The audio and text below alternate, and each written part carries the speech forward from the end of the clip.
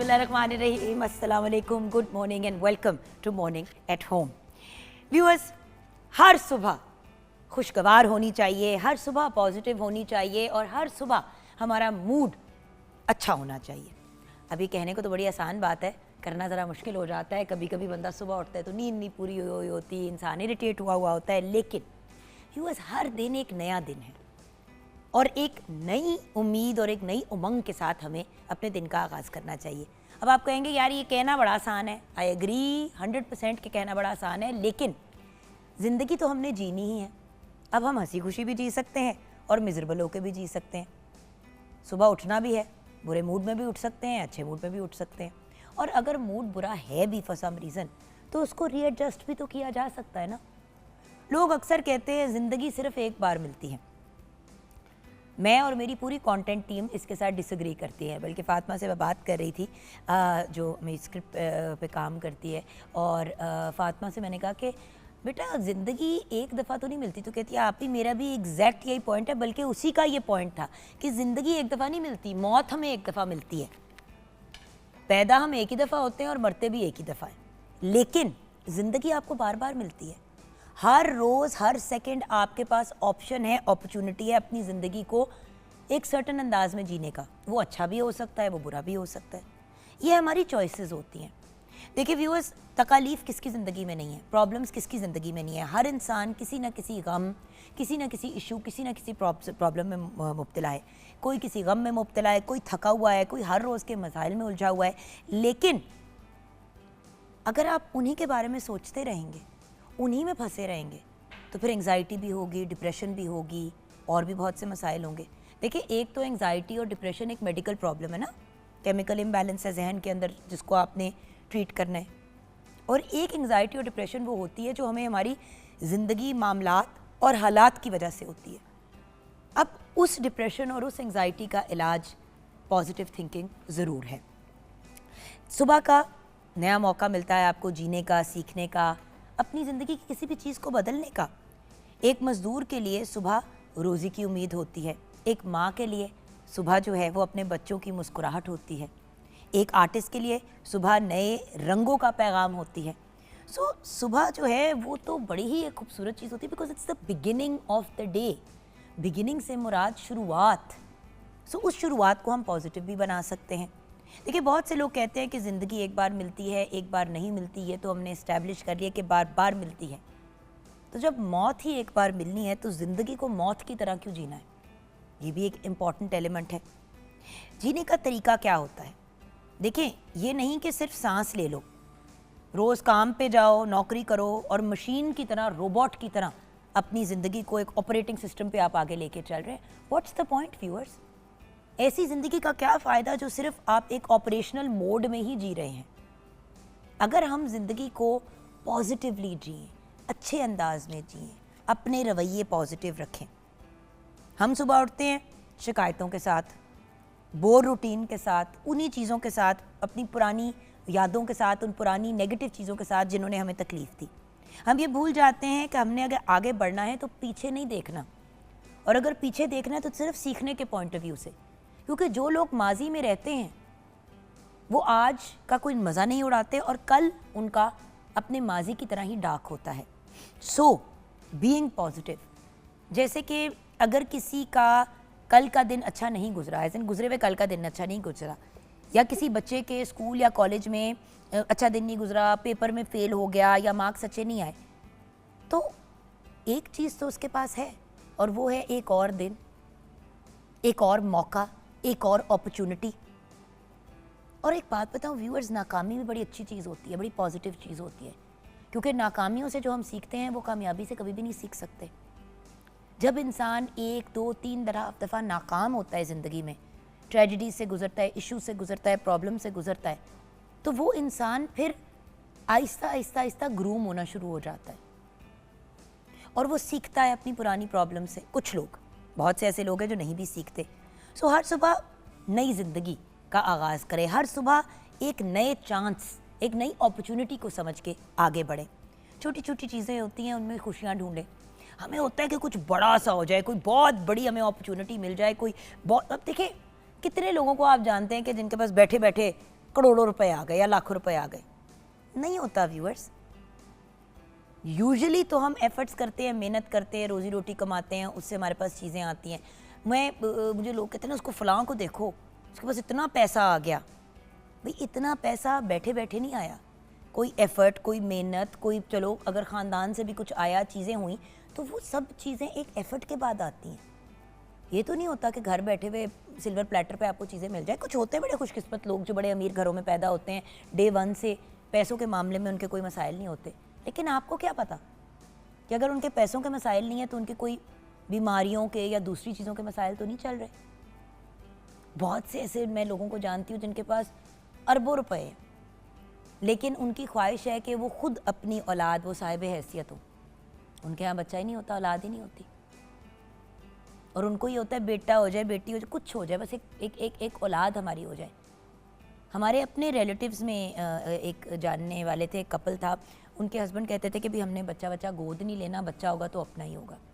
खैर उस कपल ने कोई 20 साल कोशिश की, हर मेडिकल टेस्ट करवाया, हर किस्म का इलाज कराया, IUI, IVF, बाहर जाके भी पूरी ट्रीटमेंट्स कराई। एक वक्त में तो मुझे याद है कि वो बाहर ही शिफ्ट हो गए थे और अपनी पूरी जो होते हैं ना 1-1.5 साल ट्रीटमेंट बाहर करवाई।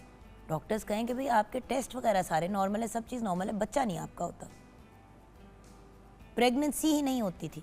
लेकिन क्या हुआ, उन्होंने भी अपनी ज़िंदगी जी ना, जिस भी अंदाज में जी, और जाते जाते जो भी उनकी इनहेरिटेंस वगैरह, जो भी उनके पास पैसे वगैरह थे, उन्होंने बहुत से ऐसे इदारों को डोनेट कर दिए, और फिर अपने कुछ जैसे बहन के बच्चे हो गए, भाई के बच्चे हो गए, उनको चीज़ें कुछ दे के वो इस दुनिया से रुखसत हो गए इवेंचुअली। बट होता पता है क्या है व्यूअर्स, किसी को भी पूरा जहां नहीं मिलता। हम कोशिश कर सकते हैं, काविश कर सकते हैं कि मैक्सिमम चीज़ें हमें मिल जाएं, लेकिन जस्ट बिकॉज दिखने में कोई इंसान आपको बड़ा खुश लग रहा है या बड़ा सेटल्ड लग रहा है, तो ज़रूरी नहीं है कि वो उतने ही खुश और उतने ही सेटल्ड हो जितना आप सोच रहे हैं। सो अपने आप और अपनी ज़ात में खुश होना, अपने आप अपनी चीज़ों को अप्रिशिएट करना, उनको उनका अल्लाह का मतलब उन चीज़ों का शुक्र अदा करना, अल्लाह का शुक्र अदा करना, और अपने आप को पॉजिटिव अंदाज में लेके चलना, और जो चीज़ें चाहिए उनके लिए एफर्ट करें, काविश करें। देखिए घर बैठे रोज़ी रोटी भी नहीं मिलती, आपको हिलना पड़ता है, काम करना पड़ता है। हरकत में बरकत है, किसी वजह से ये मुहावरा अक्सर इस्तेमाल किया जाता है। सो अपने पूरे एफर्ट्स करें, हर दिन को खुशगवार बनाने की कोशिश करें, हर रोज़ वो वाले एफर्ट्स करें जो आपको पॉजिटिविटी की तरफ लेके जाते हैं, ताकि आप अपनी ज़िंदगी को एक बड़े अच्छे, खूबसूरत और आसान अंदाज में गुजार सकें, जहां आप ना किसी को तकलीफ़ पहुंचाए और ना ही कोई आपको तंग करने की कोशिश करे, और अगर कोई करे भी तो उसको इग्नोर करें, क्योंकि आपका ज़र्फ़ है, उसका ज़र्फ़ है। हर बंदे ने अपनी कब्र में जाना है। कोशिश तो हमारी यही होनी चाहिए कि अपनी ज़िंदगी में और आखिरत में दोनों में सुरखरू हो जाएं। तो ज़िंदगी में अगर, क्योंकि हमेशा एक बात समझाई जाती है कि जी दीन दुनिया दोनों साथ लेके चलने, तो इसी दुनिया में जीना है ना। तो अगर इस दुनिया में जीना है तो लोगों के सुख दुख में उनका साथ देना, पॉजिटिवली काम करना, लोगों के लिए एफर्ट्स करना, ये सब चीज़ें जो हैं हमें एक पॉजिटिव मोड में लेके जाती हैं। और सच बताऊं, अगर किसी तकलीफ़ या किसी प्रॉब्लम में है, बीमारी है, तो उसका इलाज कराएं, डॉक्टर के पास जाएं। अगर आपको कोई जहनी तौर पे किसी जहनी दबाव का शिकार हैं, कोई मेंटल हेल्थ के इश्यूज़ हैं, तो फिर किसी थेरेपिस्ट का इंतखाब करें, अपना जहन का इलाज कराएं। अगर काम में कोई इशू है तो जो सीनियर्स हैं या जो लोग आप उस काम को आपसे बेहतर समझते हैं, उन लोगों के एक्सपीरियंस से सीखें। व्यूअर्स, मसले का हल ढूंढना है, मसले में मुब्तला नहीं रहना। और अगर मसला है नाखुश या मिजरेबल होने का, तो उसके भी फिर हमने सॉल्यूशंस ढूंढने हैं। अनहैप्पी ज़िंदगी नहीं गुजारनी, क्योंकि जहाँ आपको ज़िंदगी डेली मिलती है, जब अपनी आँख खोलते हैं, तो उस चीज़ का शुक्र अदा करें कि एक बार फिर एक और दिन आपको जीने का मौका मिलता है। अक्सर जब रमज़ान मुबारक आता है तो हम ये कहते हैं कि अल्लाह का बड़ा करम है कि हमें एक बार फिर रमज़ान मुबारक की बरकतें और सादतों का फ़ायदा उठाने का और उनको गेन करने का मौका मिलता है। तो हम हर दिन के बारे में ऐसे क्यों नहीं सोच सकते कि अल्लाह का बड़ा ख़ास करम है कि हमें एक और दिन जीने का मौका मिला, अपने आप पे खुद सांस लेने का मौका मिला, अपने हाथ से काम करने का मौका मिला, अपने पैरों से चलने का मौका मिला। ये बड़ी बेसिक चीज़ें हैं व्यूअर्स, जो हम भूल जाते हैं, जो हमारे ऊपर अल्लाह का बड़ा ख़ास करम है। आइए किचन की तरफ बढ़ते हैं। शेफ़ अनम शेख हमारे साथ हैं। अस्सलाम वालेकुम अनम। वालेकुम अस्सलाम। बहुत बहुत अच्छा टॉपिक है आपका आज का। पता है इस चीज़ से ना मैं मेरी मम्मा एक बात कहती हैं और मैं इससे रिलेट करूँगी। वो हमेशा मुझे एक बात कहती हैं, बल्कि हम दोनों बहनों को एक बात कहती हैं कि कभी भी किसी शख्स की भी ज़िंदगी को देख के ना उस पर रश्क नहीं करते। नहीं, रश्क ज़रूर करो, हसद नहीं करना।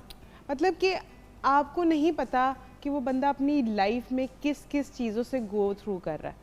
मतलब कि देखने में तो लग रहा है कि वो बहुत अच्छा है, बड़ा अच्छा है, तो इसलिए ये नहीं कहते कि आप दुआ करो कि अल्लाह ताला मेरी भी जो है ज़िंदगी इस बंदे जैसी हो जाए। अच्छा व्यूअर्स, आपको एक एग्जांपल आपके साथ शेयर करूँ कि पिछले दिनों हम लोग बहुत ज़्यादा ऑनलाइन देख रहे थे कि फ़लाँ की ने सुसाइड कर लिया, इसकी डेथ हो गई। बहुत से इंस्टाग्रामर्स, ब्लॉगर्स वगैरह बाहर के ममालिक में जो ऑनलाइन बड़े फेमस हैं और नोन हैं। अच्छा, अब आप उन लोगों के अगर सोशल मीडिया को देखें जाके, तो उससे ज़्यादा खुश, हैप्पी, अमीर, सॉर्टेड ज़िंदगियाँ आपको नहीं नज़र आएंगी। लेकिन जब आप उन्हीं को कुरेदते हैं तो देखते हैं वो कितने को ना खुश होंगे, कितने को उनके ज़िंदगी में मसाइल होंगे जो उन्होंने सुसाइड ही कर ली। और जब बाद में उनकी स्टेटमेंट्स फैमिलीज़ की और लोगों की सुनी तो पता चला कि बहुत डिप्रेशन का शिकार थे, बड़े प्रॉब्लम्स थे। मुझे याद है कि हमारे ही मेरी एक दोस्त है, उसकी आगे से रिश्तेदार, उनकी ना बड़ी, वो उस ज़माने में फ्राइडे टाइम्स होता था मैगजीन, वो अखबार हुआ करता था, हर फ्राइडे को निकलता था। उसके अंदर ना वो सोसाइटी पेजेस होते थे, उसमें फिर जीटी मैगजीन में बड़ी तस्वीरें आती थी उस खातून की कि वो इधर जा रही है, उधर जा रही है, महंगे से महंगा बैग, महंगी से महंगी जूते। लोग उनको ना बाकायदा एक फ़ैशन आइकॉन समझते थे। हम लोग भी बड़ा उनको देख के इम्प्रेस होते थे। फिर पता चला कि उनकी डेथ हो गई। कुछ अरसे के बाद ये बात खुली और पता चला अंदर के आपस के लोगों को कि उन्होंने सुसाइड कर ली थी। मैंने कहा यार, इतनी अमीर, इतनी खुश, कभी इसके साथ तस्वीर, कभी उसके साथ तस्वीर, तो पता चला कि वो सवियर डिप्रेशन का शिकार थी। और वो शॉपिंग इतनी ज़्यादा इसलिए करती थी क्योंकि उनको डिप्रेशन से, मतलब कितना शॉपaholic थी, तो वो शॉपिंग बहुत करती थी, चीज़ें बड़ी ख़रीदती थी। और उनको वो जो कहता था ना, लोग अगर अप्रिसिएट करते थे, देखते थे। अब ऑब्वियसली वक्त के साथ कितनी देर तक आपको चीज़ें और फोटोज़ और लोगों के लाइक्स आपके सोशल मीडिया पे आपको खुश करेंगे। और उस खातून की डेथ हो गई, व्यूअर्स, उसने सुसाइड कर ली। और जिन लोगों को नहीं पता कि उनकी डेथ क्यों हुई, वो तो यही सोच रहे होंगे कि यार इतनी अमीर, इतनी खुश, इतनी सॉर्टेड औरत और वो दुनिया से रुखसत होगी। सो ये भी एक इम्पॉर्टेंट चीज़ है, बिल्कुल, कि हर चीज़ जो चमकती है वो सोना नहीं होती। और वैसे भी मैं अपनी पर्सनल ज़ात को लेके, अगर मुझे लगता है कि मटेरियलिस्टिक चीज़ें हैं ना, कभी भी आपको वो खुशी दे सकती हैं, मगर टेम्प्रेरी खुशी दे सकती हैं। लॉन्ग टर्म खुशी कभी भी आपको जो है ना मटेरियलिस्टिक चीज़ें नहीं दे सकती। वो फिर चाहे आपका सोशल मीडिया हो या फिर आपकी पर्सनल लाइफ हो, ये चीज़ें बहुत कम टाइम के लिए जो है ना आपको खुश रख सकती हैं। फिर थोड़े टाइम बाद आप अपनी वही नॉर्मल रूटीन और वो आपको वो खुशी नहीं दे सकती। तो मेरा ख्याल है कि इंसान को अपनी ज़िंदगी में कुछ ऐसी चीज़ें करनी चाहिए जिनसे उनको लिटरली जो है वो, और दिखावे से, और बिल्कुल आधे से ज़्यादा लोग तो अपने आप को मार देते हैं इस दिखावे के पीछे। बिल्कुल सही कह रही हैं। मतलब आपने ये दिखाने के में बहुत से लोग जो है वो ऑनलाइन ये दिखाते हैं, यूट्यूबर्स वगैरह के, मेरे पास इतनी महंगी गाड़ी है, मैंने घर में बड़े महंगे महंगे एग्जॉटिक जानवर रखे हुए हैं, मैं इस हॉलीडे पे जा रहा हूँ, उस हॉलीडे पे जा रहा हूँ। फिर ऐसे भी लोग देखे हैं जिनकी वही यूट्यूबिंग और ब्लॉगिंग वगैरह जब ख़त्म हुई तो रोड पे आ गए क्योंकि सारे पैसे वीरान कर दिए। ऐसा शो ऑफ में बात यह कि व्यूअर, शोइयाँ मारना और शो ऑफ करने से 1000 गुना बेहतर है कि जितनी चादर है उतने ही पैर फैलाओ, अपनी ज़ात तक अपनी चीज़ें रखो। बार बार चीज़ें दिखा के अपने आप को नज़र लगानी है। और क्या बेनिफिट मिलता है इंसान को कि लोग आपकी फॉलोइंग बढ़ जाती है सोशल मीडिया पे, तो आपने सोशल मीडिया वालों को खुश करना या अपनी ज़ात में खुश रहना। खैर, किचन में, शेफ़ अनम्स किचन में हम आएंगे कुछ ही लम्हों बाद। व्यूअर्स, आप हमारे साथ रहिएगा, ब्रेक के बाद फ़ौरन ही वापस आ जाएंगे।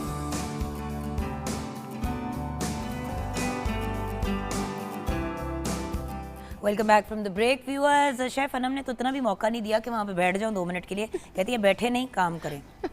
बिल्कुल, क्योंकि जी आज की जो हमारी रेसिपी है वो बिरयानी बनने लगी, और आपको पता है बिरयानी का थोड़ा सा काम होता है, वो अगर पहले से हुआ हो तो आपकी ज़िंदगी जो है वो बड़ी आसान होती है। मैंने जुगन आपी को कहा आप क्या इधर बैठेंगे, आपने बाद में भी तो इधर ही आना है, तो बेहतर यही है कि आप ना पहले ही इधर आ जाएँ। तो आज हम थोड़ी सी यूनिक, आप इसको ये भी कह सकते हैं कि ये थोड़े से जो है कच्चे गोश्त की जो है बिरयानी आप इसको कंसिडर कर सकते हैं। वैसे गोश्त कच्चा ही होता है जब आप इसको पकाते हैं। नहीं, मगर इसका पकाने का तरीका जो है वो बिल्कुल डिफरेंट है एक रिवायती बिरयानी से।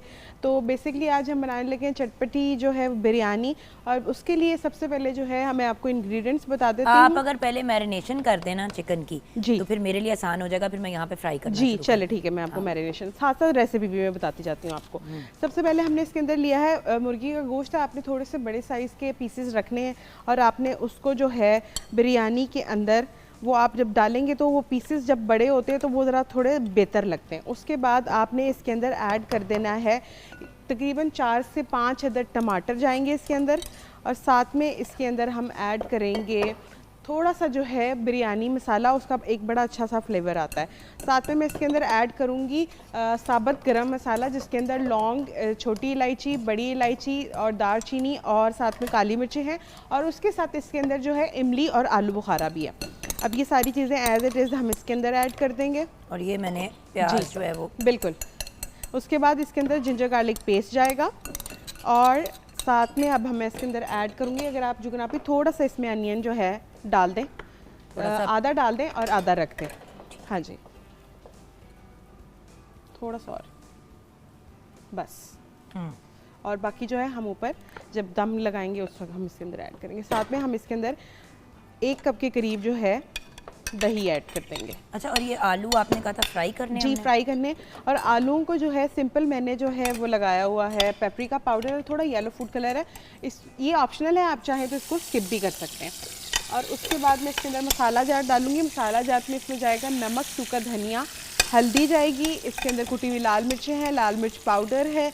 आप अपने हिसाब से जो है वो स्पाइस लेवल अप भी कर सकते हैं और डाउन भी कर सकते हैं। इस तरीके से आपने अच्छे तरीके से जो है सारी चीज़ें इसमें डाल दी। थोड़ा सा पेपरिका ऐड करूँगी जस्ट एक कलर के लिए, ताकि जो है एक चिकन पे अच्छा सा कलर आ जाए। उसके बाद हम इसको करेंगे अच्छी तरीके से मिक्स। अच्छा, अगर ये जो है आपके पास टाइम है तो इसको 1-2 घंटे इसी तरीके से छोड़ दें, उसका बहुत अच्छा सा जो है वो जायका आ जाता है। अच्छा, अब मैं इसके अंदर ऐड करूँगी थोड़े से जो है पुदीना और हरी मिर्चें, वो इसका जो है वो इसके अंदर हम डालेंगे, और बाकी की जो है हम जब हमारा जो है बिल्कुल ये रेडी हो जाएगा उस वक्त हम इसके अंदर ऐड करेंगे। अब इस तरीके से आपने अच्छी तरीके से इसको मिक्स करके जो है वो आपने रख देना है। रखने के बाद आपने इसको, अगर घर में टाइम है तो आप इसको 1 से 2 घंटे रख दें, और अगर आपके पास बिल्कुल टाइम नहीं है तो राइट अवे भी आप कुक कर सकते हैं। लेकिन जब थोड़ी देर चीज़ मैरिनेट, ख़ासतौर पर चिकन हो, तो वो बड़ा अच्छा सा फ्लेवर आता है। अब यहाँ पे मीट की चॉइस जो है आपकी अपनी पर्सनल है, आप चाहें तो इसके अंदर जो है मटन या बीफ भी ऐड कर सकते हैं, तो ये आपके पास ऑप्शनल है।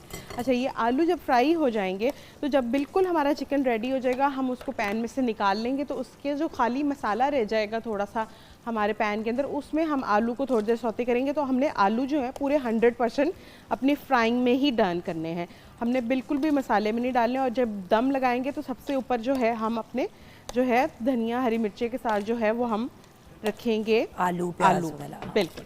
अब ये हो गई अच्छी तरीके से मैरिनेट। अब बेशक आप इसको जो है इस ऑयल के अंदर डालें। अब हमने कोशिश यही करना है कि दही और टमाटर के अंदर जो है ये इसी तरीके से ये पके। बेशक थोड़ा सा जो है पानी, ये जो इस पर रिक्वायर्ड थोड़ा सा मसाला है उसको उतारने के लिए अगर आपने डालना है तो डाल लें। अदर देन अगर चिकन है तो आपको डालने की ज़रूरत नहीं है, लेकिन अगर आप मटन या बीफ यूज़ कर रहे हैं तो फिर आपको जो है थोड़े से डालने की ज़रूरत पड़ेगी। इस तरीके से जो है अब आप अच्छी तरीके से, अब हमारा जो है ऑलमोस्ट काम जो है वो हो गया है। अब यहाँ पे ये पकेगा अच्छे तरीके से। हमने इंग्रेडिएंट्स दे दिए। इंग्रेडिएंट्स अब मैं बता देती हूँ आपको आराम से। जी बिल्कुल। अब चटपटी जो बिरयानी है उसके लिए हमें मुर्गी का गोश्त चाहिए 1 किलो, दही तकरीबन 1 कप जाएगी, सिरका 1 खाने का चम्मच जाएगा, अदरक लहसुन का पेस्ट 1 खाने का चम्मच, इमली 2 खाने के चम्मच, बिरयानी मसाला 1 पैकेट इसमें जाएगा, नमक हस्बे जायका जाएगा, सुर्ख मिर्च 1 चाय का चम्मच, पेपरिका पाउडर 1 चाय का चम्मच, धनिया पाउडर 1 चाय का चम्मच, हल्दी आधा चाय का चम्मच, गरम मसाला जो है आधा चाय का चम्मच, ज़ीरा आधा चाय का चम्मच, काली मिर्चें 1 चाय का चम्मच, लौंग 3 से 4 अदद, बादियान के फूल 3 अदद, कड़ी पत्ता ऑप्शनल है, आप डालना चाहें तो डाल लें, अदद स्किप कर दें, इलायची 5 से 6 अदद, ज़रदा रंग जो है वो हस्बे ज़रूरत जाएगा, आलू हस्बे ज़रूरत, टमाटर 5 से 6 अदद।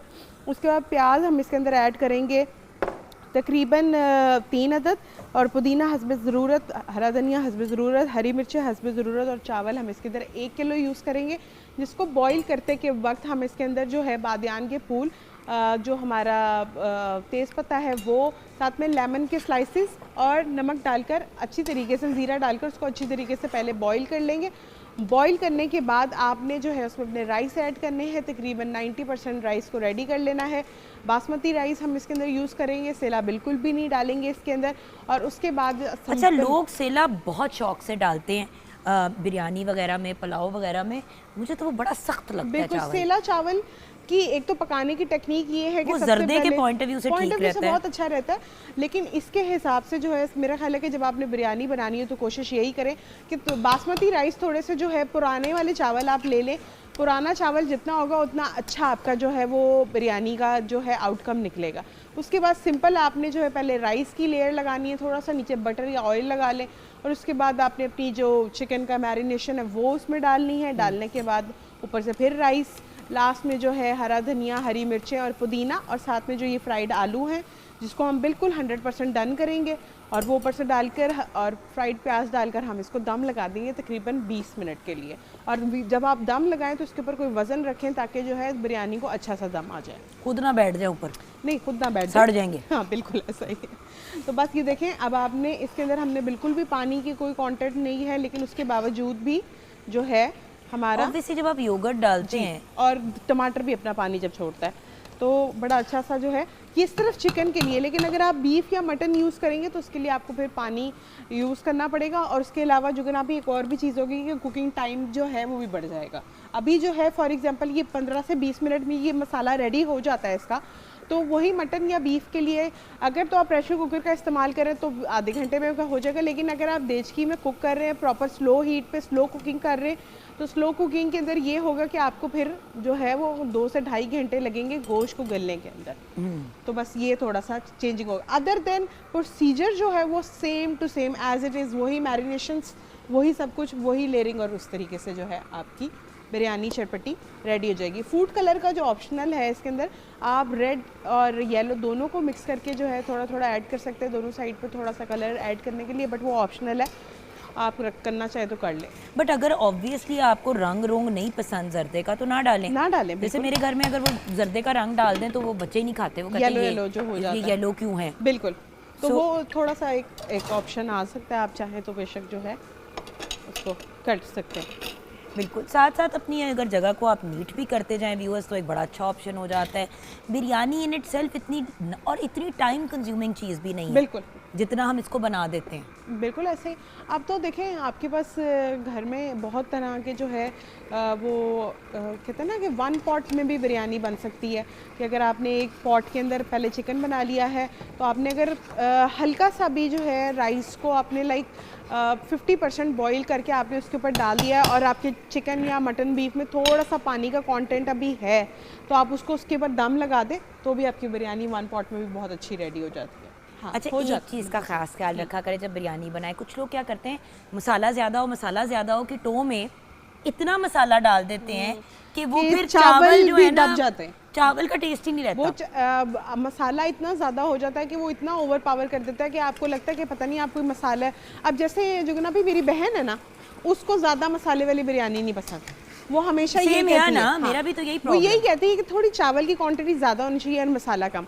लेकिन आपको पता है कि समटाइम मतलब जैसे कि अभी हम कभी आपस में बैठ के ऐसे बात कर रहे होते हैं तो हमारी जो टीम है या हम जब कुछ बना रहे होते हैं तो वो थोड़ा सा मुझे ऐसा लगता है कि स्पाइस लेवल जो है ना इतना होना चाहिए कि मॉडरेट हो। ये हो गए आलू। और नहीं, मैं चाह रही हूँ कि आप एक बार चेक कर लें। हाँ, उनकी जो आउटर लेयर है ना उससे आइडिया हो गया कि हम ये देख लेना। हाँ जी, हो गए आलू। Are you sure? हाँ जी, आप देख लेंगे, नहीं तो एक आध आप मिनट एक और बार आप चेक कर लो, क्योंकि मुझे ना वो पता नहीं चलता।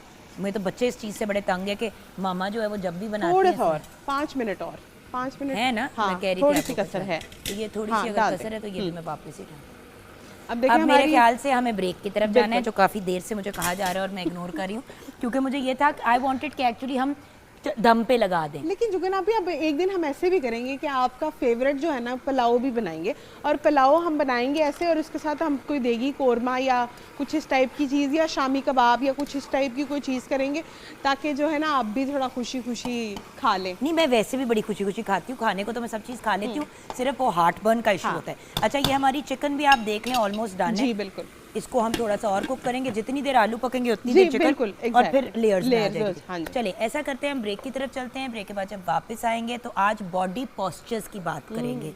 प्रॉब्लम यह है कि हम लोग का पोस्चर, यानी कि हमारा खड़ा होने का बैठ, बहुत से लोग आपने नोटिस किया होगा व्यूअर्स ऐसे खड़े होते हैं, बिल्कुल बिल्कुल, पूरी कमर गोल कर देते हैं अपने, या फिर ऐसे चलते हैं। अब होता ये है कि उससे जो हमारे जिस्म पे असरात होते हैं वो बड़े नेगेटिव होते हैं। ऐसा ही है। तो आज हमारे साथ अपनी फील्ड के एक्सपर्ट डॉक्टर वसीम होंगे, उनसे बात करेंगे छोटी सी ब्रेक के बाद।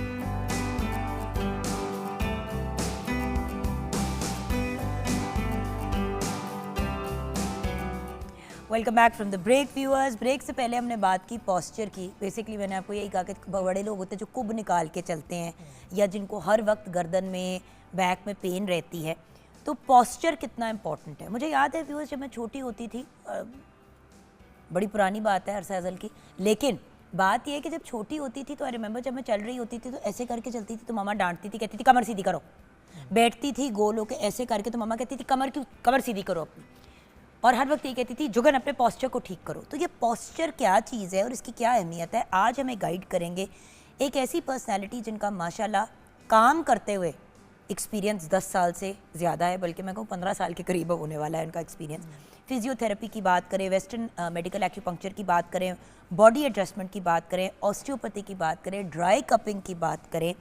इनकी स्पेशलिटी वैसे तो सारा इस बॉडी से रिलेटेड है, लेकिन पेन मैनेजमेंट स्पेशली ये बड़ी खूबसूरती से करते हैं विद हिज स्किलफुल हैंड, और उसके साथ साथ एडवांस्ड मशीनरी और गैजेट्स के साथ जो ये पूरी दुनिया से मंगवाते हैं, लेके आते हैं। मैं बात कर रही हूँ डॉक्टर वसीम जावेद की। अस्सलाम वालेकुम डॉक्टर साहब। वालेकुम अस्सलाम। वैसे आपका जब इंट्रो पढ़ती हूँ ना तो मैं कहती हूँ डॉक्टर वसीम, फिर जब बात करती हूँ तो मुझे याद आता है भाई हैं अपने, इट्स ओके। अच्छा डॉक्टर साहब, मुझे ये बताइए सबसे पहले कि पॉस्चर चीज़ क्या है और इसकी अहमियत क्या है। पॉस्चर बेसिकली बॉडी की वो पोजीशन है जिसमें हमारी बॉडी के तमाम जॉइंट्स, मसल्स वो रेस्टिंग पोजीशन में, यानी कि रिलैक्स, आरामदेह पोजीशन में रहें। नॉर्मली होता यह है कि लोग बैड पॉस्चर की तरफ जाने की कोशिश करते हैं, जिसमें गर्दन टेढ़े बैठे हुए हैं एक साइड पे, टांगे जो हैं वो अक्सर वो क्रॉस करते हैं और इस तरह से क्रॉस करते हैं कि बॉडी बिल्कुल ही फॉल कर जाती है एक साइड पे। इसके अलावा बैक कुछ लोग खींच के बहुत ज़्यादा रखते हैं, उनको लगता है कि ये शायद बहुत अच्छा नॉर्मल पॉस्चर है। सो ये तमाम चीज़ें बैड पॉस्चर की एग्जांपल्स हैं। अच्छा, और बैड पॉस्चर का नुकसान क्या है। बैड पॉस्चर का जो सबसे बड़ा नुकसान है ना वो ये है कि बॉडी एक्स रहती है, बॉडी हर वक्त डिस्कम्फर्ट में रहती है, और उसके साथ साथ जो एक कॉमन चीज़ें जो सुनने में आती हैं, लो बैक पेन लोगों को स्टार्ट हो जाती है, शोल्डर्स ख़राब होना, फ्रोजन और शोल्डर। हमेशा ये कहते हैं कि हमारी हड्डी में मसला है, हड्डियों हड्डियों में मसला, प्रॉब्लम हो गई है। वो भाई हड्डियां तो ताड़ी सही सी, बेड़ा गर्क तो आप खुद करते हैं। बिल्कुल। सो उसमें होता ये है कि जब जॉइंट स्टिफ हो जाते हैं, मस्कुलर टाइटनेस आ जाती है, पट्टे अकड़ जाते हैं, तो लोगों को परसिस्टेंट क्रॉनिक पुरानी लंबी पेन्स आना शुरू हो जाती हैं और वो फिर ख़त्म ही नहीं होती, ट्रीटेबल ही नहीं होती, क्योंकि पॉस्चर ख़राब हो चुका होता है। नॉर्मली आपने देखा होगा आजकल जो छोटे बच्चे हैं उनका सी शेप बन गई है कमर, ज़्यादातर जो बच्चे हैं, क्योंकि सारा टाइम या तो मोबाइल यूज़ करते रहते हैं, ऐसे होते हैं बिल्कुल, और हम इसे कहते हैं फॉरवर्ड नेक पॉस्चर, यानी कि नेक आगे की तरफ गिर गई है, फिर उनके शोल्डर भी राउंडेड हो जाते हैं, जो कमर का हिस्सा है इसमें भी सी शेप आ जाता है, तो वो फिर पॉस्चर रिवर्स करना एक मुश्किल काम हो जाता है, क्योंकि वो बिल्कुल हार्ड टाइट एक स्ट्रक्चर बन जाता है। बट देखिए, उसूलन इंसान को तकलीफ नहीं होनी चाहिए जब आप ऐसे करते हैं। मैं सच बताऊं तो ऐसे बैठना ज़्यादा कंफर्टेबल है। ऐसे बैठता है बंदा तो ज़रा अकड़ाव भी आता है जिस्म के अंदर, तो एक्चुअली अच्छा पॉस्चर तकलीफ नहीं है। एक्चुअली अच्छा पॉस्चर जो है ना वो ये है कि आपने जो अपनी चेस्ट है ना, इसको सिर्फ फॉरवर्ड करना है, इसको आगे की तरफ करना है। जैसे ही आप इसको आगे करते हैं, आपकी नेक भी पीछे चली जाती है और आपकी बैक भी सीधी हो जाती है। अगर बहुत ज़्यादा खींचें, जैसे एग्जांपल अभी आपने दी कि कमर खींच के रखें, तो उससे होता यह है कि मसल हर वक्त एक्टिव रहते हैं, हर वक्त काम करते रहते हैं, और एक ख़ास टाइम के बाद उनमें थकावट आना शुरू हो जाती है और फिर अकड़ जाते हैं। फिर लोगों को आगे झुकने से भी पेन आ रहा होता है, टांग उठाने से भी पेन आ रहा होता है, नॉर्मली बड़ा कॉमन हो जाता है, वज़ू करते हुए बहुत शदीद तकलीफ़ है, या इसके साथ और बहुत सारी चीज़ें ऐड होती हैं। नींद पूरी नहीं हो रही लोगों की, खाने का इंटेक ख़राब है, जंक बहुत ज़्यादा है, वाटर इंटेक ख़राब है, इसके अलावा जो है बहुत ज़्यादा एक ही पोजीशन में बैठे रहना, मूवीज़ फॉर एग्जांपल या टीवी देख रहे हैं, बहुत ज़्यादा बैठे रहना, उसको चेंज ना सर करना। कुछ ऐसी चीज़ें भी तो है ना जो होती हैं जिनकी वजह से आपका पोस्चर ख़राब हो जाता है। यस, जैसे कि जिन लोगों का कभी कभी बॉडी इम्बैलेंस होती है, आपके जिस्म का कोई एक हिस्सा ज़्यादा भारी होता है, तो उस भारीपन की वजह से लोग ज़रा कुब्बे हो जाते हैं। एग्री कर ये रहा भी हूँ। तो होता है। बिल्कुल, इसमें होता है ये डोमिनेंट और नॉन डोमिनेंट साइड, यानी कि कोई बंदा बहुत ज़्यादा राइट साइड यूज़ करता है लिखते हुए, हर चीज़ सीधे हाथ से करने की कोशिश करता है, तो उसमें कई दफ़ा इम्बैलेंसेस आ जाते हैं। ये इम्बैलेंस भी पोस्चर ख़राब करने की भाई तरफ मैंने लीड तो ये भी करता देखा है। कि लोगों का एक कंधा, आपने एक दफ़ा याद है आपने अपने पेशेंट को भी लेके आए थे जिनकी पुरानी तस्वीरें भी थी और नई भी थी, और उनकी पूरी बॉडी एक तरह से टेढ़ी हुई भी थी, लाइक वो उसका अब इस तरह थे वो, और आपने फिर और वो बिल्कुल सीधे हो गए थे, मतलब ओवर टाइम। सो इसमें जो मैनुअर्स हैं ट्रीटमेंट्स के, यस दे आर अवेलेबल, उससे पेशेंट्स ठीक हो जाते हैं, लेकिन सबसे इम्पॉर्टेंट चीज़ है हमारी ज़्यादातर पॉपुलेशन प्रिवेंटिव की तरफ नहीं जाती, प्रोटेक्टिव मेजर्स की तरफ नहीं जाती। और मेरा ख्याल है आज के इस शो में मैं ये मैसेज देना चाहता हूँ इम्पॉर्टेंट, कि अपने पोस्चर को कैसे करेक्ट करना है और उसको ठीक रखे, अच्छी हेल्दी लाइफस्टाइल कैसे रखें। लेकिन शुरू करते हैं ज़ीरो से। सुबह जागने से लेकर रात सोने तक वो क्या चीज़ें हैं जो हम करते हैं जो हमारा पोस्चर ख़राब करती हैं? मेरे को सुबह से शुरू करते हैं ना, सुबह उठे। अच्छा, इस सबसे पहले आजकल लोग उठ के, आई एम सॉरी बड़े अफसोस के साथ कहना पड़ता है, नमाज नहीं पढ़ते। सबसे पहले सुबह उठ के इसको उठाते हैं, मोबाइल को। बिल्कुल, इसके साथ आपके दिन का आगाज़ होता है और एंड भी एक्चुअली इसी के साथ होता है। तो आपने बिल्कुल एक टेक्निकल पॉइंट ऑफ व्यू से मुझे बताएं, अब एक इंसान सुबह उठता है, कौन सी गलत चीज़ वो कर रहा होता है उधर से लेके सोने तक? स्टार्टिंग फ्रॉम जब हम सुबह उठते हैं उसमें हम वॉशरूम ऑब्वियसली जाते हैं और उसमें हमने ब्रश करने होते हैं अपने टीथ, उसमें नॉर्मली लोग जो है ना आगे झुक के ब्रश कर रहे होते हैं, सिंक में लटक जाते हैं, बैग जो है गलत वे से लोड हो रही है। फिर उसके साथ साथ जो बैड पोस्चर में बहुत ज़्यादा इम्प्लिकेट करती है चीज़, वो बैड शूज़, स्लीपर्स हैं। नॉर्मली वॉशरूम के स्लीपर्स लोगों के टूटे हुए हैं, पुराने हैं, वही यूज़ किए जाते हैं। पोस्चर पे बहुत बड़ा इम्पैक्ट है क्योंकि फुट में ख़राबी आ रही है। यहाँ से हम स्टार्ट करें तो लोग ब्रेकफास्ट करके अपने ऑफिस में जाते हैं, खाने का अंदाज भी तो देखें। बिल्कुल, ये बहुत से लोग ऐसे खाना खाते हैं, खाना खाते ऐसे, और साथ ही साथ जब वो ज़्यादा देर ऑफिस में बैठे रहते हैं, क्योंकि ऑफिस में आजकल लॉन्ग आवर्स होते हैं, लोग बैठते हैं, पोजीशन ही चेंज नहीं करते। जितने भी ऑफिस वर्कर्स हैं वो बैठ के उनके जो जितने फ्रंट के मसल्स हैं ये टाइट हो जाते हैं और उनकी डाइजेशन ख़राब हो जाती है, और उस ख़राब डाइजेशन की वजह से उनकी बॉडी में और इम्पैक्ट्स आना शुरू हो जाते हैं। इसके साथ साथ एक बड़ी इंपॉर्टेंट चीज़ है, जब हम बहुत ज़्यादा आगे झुक के बैठते हैं तो हमारा सांस, उसकी जो ब्रीद इन ब्रीद आउट, वो ख़राब हो जाता है। यानी कि नॉर्मली 1 मिनट में हम फॉर एग्जांपल 17 टाइम्स अच्छा सांस लेते हैं तो वो रिड्यूस होकर 12 पे चला जाता है। इन द सेम वे अगर गर्दन बहुत ज़्यादा आगे झुकाई हुई है तो नॉर्मली गर्दन का वेट होता है 6 to 8 kg, लेकिन जो लोग बहुत ज़्यादा आगे झुक के काम करते हैं इस वक्त हमारे मसल्स पे इतना लोड आ जाता है कि 11 to 14 kg ये गर्दन का वेट बन जाता है, क्योंकि ग्रेविटी जो ज़मीन से एक कशिश खींच रही है आपको, वो इतनी खींच रही होती है कि आपका वज़न ही बढ़ जाता है और मसल्स को बहुत ज़्यादा काम करना पड़ता है और लोगों पे इसका इम्पैक्ट आना शुरू हो जाता है। ऑफिस से निकले, आप ऑफिस की क्या बात कर रहे हैं डॉक्टर साहब, अब तो बहुत से लोग वर्क फ्रॉम होम करते हैं। जब आप घर से काम करते हैं, बंदा सोचे कि अगर घर से काम करे तो बंदा थोड़ा एक्सरसाइज भी कर ले और बाकी चीज़ें भी कर ले, इंसान ज़्यादा लेजी हो जाता है, वो बेड से ही नहीं निकलता। वर्क फ्रॉम होम की आपने बात की है, मेरे पास पेशेंट्स आते हैं अक्सर, उनसे अक्सर मैं सवाल करूँ ना बैठते कैसे हैं, तो वो कहते हैं हम इस एंगल पे बैठते हैं, और उसके बाद वो अपना लैपटॉप और कोई चीज़ यूज़ कर रहे हैं। सो बहुत बैड इम्पैक्ट है, पूरा पोस्चर ख़राब हो जाता है, और बैड पोस्चर की वजह से आप अपनी लाइफ के जो लाइफ टाइम है उसमें 5 years कम कर रहे होते हैं, क्योंकि फ्यूचर में जैसे ही आप 50s तक पहुंचेंगे तब तक आपका कुब निकला हुआ होगा, नी स्टिफ हो चुके होंगे, पोस्चर बिल्कुल बैठ चुका होगा, आपकी हाइट रिड्यूस हो चुकी होगी। So posture is very very very important thing. Even आपने मुझे एक तो आज याद है गाइड कराया था कि जुगन जब आप एक साइड पे अगर टांग रख के क्रॉस करके बैठती हैं तो थोड़ी देर बाद दूसरी क्रॉस कर दिया करें। हाँ जी, अब आप देखिए मैंने आपसे बात करते हुए किया, क्योंकि अल्टीमेटली वही वाली चीज़ है ना, किसी भी एक एरिया को ओवर यूज़ करेंगे वो टायर्ड हो जाएगा। ये बिल्कुल posture is an over use problem. और जब मैंने फॉर एग्जांपल लेग स्विच की दूसरी लेग पे, तो अब मैं एक हिप पे बैठ गया हूँ, यानी कि मेरा जो बॉडी का वेट है वो सेंटर की वजह शिफ्ट हो गया एक साइड पे, और मेरी एक साइड के मसल्स वो बहुत ज़्यादा काम करते रहेंगे। बैठने का तो अंदाज यही है कल्चरली। हाँ कल्चरली, लेकिन उसमें ये है हमारी बॉडी और हमेशा socially चाहती है कि क्लोज एनवायरनमेंट उसको अच्छा लगता है, बॉडी को जितनी बॉडी करीब हो उसको अच्छा लगता है, लेकिन अल्टीमेटली उसका नुकसान ये होता है कि ये जितने भी हमारे फ्रंट के टिश्यूज़ हैं वो सब इतने अकड़ जाते हैं, फिर उनको खोलने के लिए स्ट्रेचिंग्स एक्सरसाइजेज करनी होती है, वो हम करते नहीं हैं। लेकिन डॉक्टर साहब देखें ना, अरे मैं छोटी होती थी तो जब भी मैं बैठी होती थी तो मामा कहती थी टांगे बंद करके बैठो, क्रॉस योर लेग्स।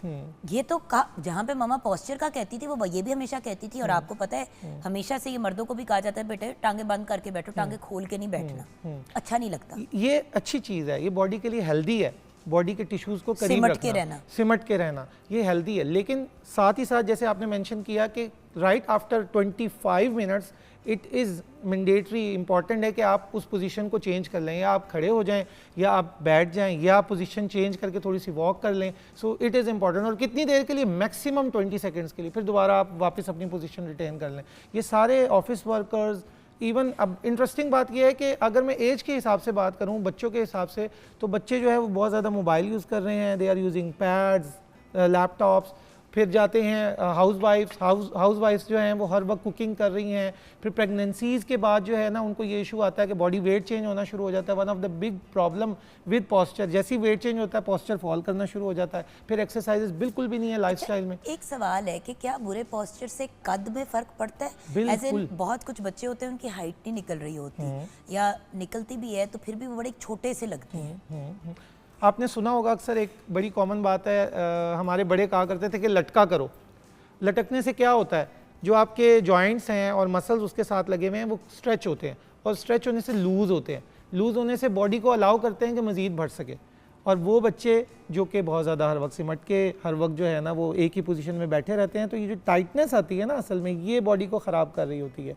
और एक बड़ी इंपॉर्टेंट चीज़ है कि हम हमेशा पढ़ते हैं बुक्स में और हम पेशेंट्स में भी देखते हैं कि एक एज के बाद, फॉर एग्जांपल हमने 20 इयर्स का पर्सन देखा, उसके बाद उसको 15 इयर्स के बाद अब देख रहे हैं, तो उसकी बॉडी पे लॉन्ग इम्पैक्ट आ रहा है। इमीडिएटली शायद इम्पैक्ट ना आए, फ़ौरन इम्पैक्ट ना आए, लेकिन काफ़ी देर के बाद उसकी बॉडी फिर ख़राब होना शुरू हो जाती है। हम इसके लिए एक टर्म यूज़ करते हैं लॉन्जेविटी। लॉन्जेविटी में क्या होता है, हम कहते हैं कि आपकी 20 साल के बाद बॉडी कैसी होगी, उसके लिए आप काम करें, उसके लिए एक्सरसाइजेज करें, उसके लिए हेल्दी लाइफस्टाइल गुजारें। और डॉक्टर साहब देखें, ये कोई इतनी मुश्किल चीज़ें नहीं है फिगर आउट करनी। बिल्कुल भी नहीं। पोस्चर की अगर हम बात कर लें, उसी के साथ साथ बड़े लोग हर वक्त गिट्टे गोटों की दर्द की जो बात कर रहे होते हैं, एक्चुअली वो हमारी अपनी की हुई चीज़ें होती हैं जिसकी वजह से होता है। मैं मॉर्निंग शो करती हूँ, मुझे पता है कि 2 घंटे आपने बैठना होता है, प्रोग्राम करना होता है। किचन के सेगमेंट में फिजिकली इन्वॉल्व होना, यहाँ पे अब जैसे आपके साथ सेगमेंट कर रही हूँ, अभी जब ब्रेक आएगी जो बिल्कुल सिर पे हमारे ब्रेक लेंगे, तो ब्रेक में आप नोटिस करेंगे मैं चलना फिरना शुरू कर दूंगी, आपको पता ही है। बिल्कुल, आप क्योंकि lifestyle बिकॉज काफी नहीं, involved हेल्दी के अलावा बंदा बैठ के देखिए, आपका जिस्म आपको बता रहा होता है कि मैं तंग हो रहा हूँ। मुझे अक्सर लोग कहते तुम टिक के नहीं बैठती। भाई टिक के कितनी देर बैठूं? 15-20 मिनट का हमने सेगमेंट कर लिया, एक पोजीशन में एक पोस्चर में बैठ के। अब उसके बाद अगर मैं चलूंगी फिरूंगी तो मेरा जिस्म अकड़ना शुरू हो जाता है। एक चीज़ मैं ऐड करना चाहूँगा जो सबसे इंपॉर्टेंट है, नॉर्मली उन लोगों में जिनमें एंजाइटी, डिप्रेशन, स्ट्रेस आजकल बहुत कॉमन है। तो स्ट्रेस जो है वो ऐसे हार्मोन्स रिलीज़ करता है, कॉर्टिसोल या बाकी हार्मोन्स। तो उससे होता ये है कि वो हार्मोन्स आपके मसल्स को, और जिस्म में एक टिश्यू होता है जिसे हम मेडिकल में कहते हैं फेशिया, उसको टाइट करना शुरू कर देता है। और उसकी वजह से कमर में बहुत ज़्यादा अकड़ान, कंधों में बहुत ज़्यादा अकड़ान, और बहुत कॉमन है, ये पेशेंट्स आते हैं जिनको स्ट्रेस हुआ होता है और उनके सिर्फ मसल्स टाइट होते हैं। ये भी स्ट्रेस भी is linked with the postural issues. और एक फाइनल चीज़ ब्रेक में जाने से पहले कि आपका वज़न, आपने टच की ये बात, लेकिन मैं इसको ज़रा थोड़ा सा इम्पैक्ट के साथ कहना चाहूँगी। देखिए व्यूअर्स, फैट शेमिंग की बात नहीं है, मैं अपनी बात करूँगी। जब मेरा इससे 40 किलो ज़्यादा वज़न था, जब मैं नूर की प्रेगनेंसी 45 किलोज़ मैंने गेन किए, बेबी के फ़ौरन बाद मैक्सिमम मेरे 5 किलो उतरे, उसके बाद तो 40 किलो खुद ही उतारने थे ना। एक्चुअली तो वो अननेसेसरी वेट था। कंधे झुक गए, कमर में दर्द, गिट्टे गोडों में पेन। देखिए आपका ढांचा जो है, जो आपका स्केलेटन है, वो एक हद से ज़्यादा वजन नहीं उठा सकता। जब आप उस पे, आप किसी जानवर पे भी कहते हैं कि भाई किसी गधे या घोड़े के ऊपर भी उसकी बर्दाश्त से ज़्यादा उसका वजन ना उसके ऊपर डालो, तो जब आप खुद अपने ढांचे के ऊपर, अपने स्केलेटन के ऊपर अपनी बर्दाश्त से ज़्यादा वजन कैरी करेंगे तो आप चलने फिरने से भी जाएंगे। बिल्कुल बिल्कुल। फिर पॉस्चर क्या पूरी जिंदगी बर्बाद हो जाती है। सो हम ये नहीं कह रहे कि आप तीली की तरह सूख जाएं, हम सिर्फ ये कह रहे हैं कि अपना मुनासिब वजन रखें, इतना रखें कि आपके लिए जिंदगी जीने में दिक्कत ना आए। बिल्कुल, this is again not at all fat shaming. हर बंदे का राइट है वो अपनी ज़िंदगी अपने हिसाब से गुजारे, लेकिन हम ये भी तो कहते हैं ना कि हेल्दी ज़िंदगी गुजारें। तो डॉक्टर साहब ब्रेक की तरफ चलेंगे। ब्रेक के बाद जब वापस आएंगे तो हमने थोड़ा सा एक सेटअप लगाया हुआ, बल्कि आपकी ही चीज़ों का सेटअप लगा हुआ है मेरे टू माय लेफ्ट। हम ये सारी चीज़ें जो हैं, लेटना कैसे चाहिए, बैठना कैसे चाहिए, कंप्यूटर पे काम करना है तो क्या करना चाहिए, कोई ऐसी चीज़ें जो हम अगर कोई वज़न उठाना है तो वो कैसे उठाना चाहिए, ये सारी चीज़ें आपसे जानेंगे ताकि जिनके पॉस्चर का इशू है वो उसे बेहतर कर लें और जिनका नहीं है वो बुरे पॉस्चर की तरफ ना जाएं। छोटी सी ब्रेक के बाद।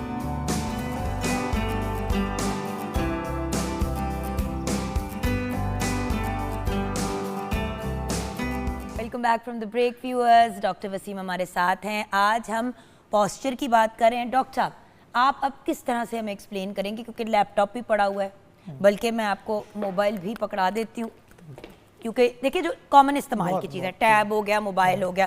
अब आपको फिजिकल डेमोन्स्ट्रेशन व्यूअर्स इसलिए करके दिखा रहे हैं, मैं इसलिए परे होकर बैठी हूँ ताकि डॉक्टर साहब के पास ओपन मार्जिन हो आपको दिखाने की। लेटने का तरीका, अगर उठ के बैठना है तो कैसे। मुझे याद है प्रेगनेंसी में मेरे बैक के कुछ इश्यूज हो गए थे, तो डॉक्टर आपने मुझे बल्कि कहा था डॉक्टर साहब नूर की प्रेगनेंसी में कि आप ऐसे उठा करें, बल्कि आप हमेशा ऐसे उठा करें। तो मैं कहा हमेशा कौन ऐसे उठता, हम तो ऐसे उठ के एंज करके निकल पड़ते हैं।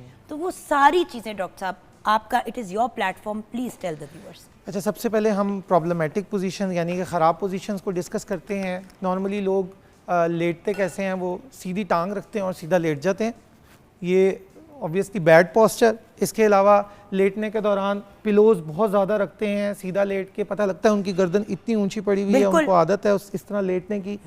एंड अलॉन्ग विद दैट अगर कोई करवट लेके, मेरे हस्बैंड डॉक्टर साहब 3 तकिए और एंज करके लेटे हुए होते हैं। मेरा एक दो दफा कहा, मैंने कहा फैसल मुझे कभी कभी लगता है आपकी गर्दन में सरिया पड़ा हुआ है, वो स्टिफ हो जाती है। Yes it is. और फिर हर वक्त कंप्लेन कर रहे होते हैं मेरे शोल्डर्स में दर्द है, मेरे शोल्डर्स में दर्द है। ओ भाई फिर ना कर।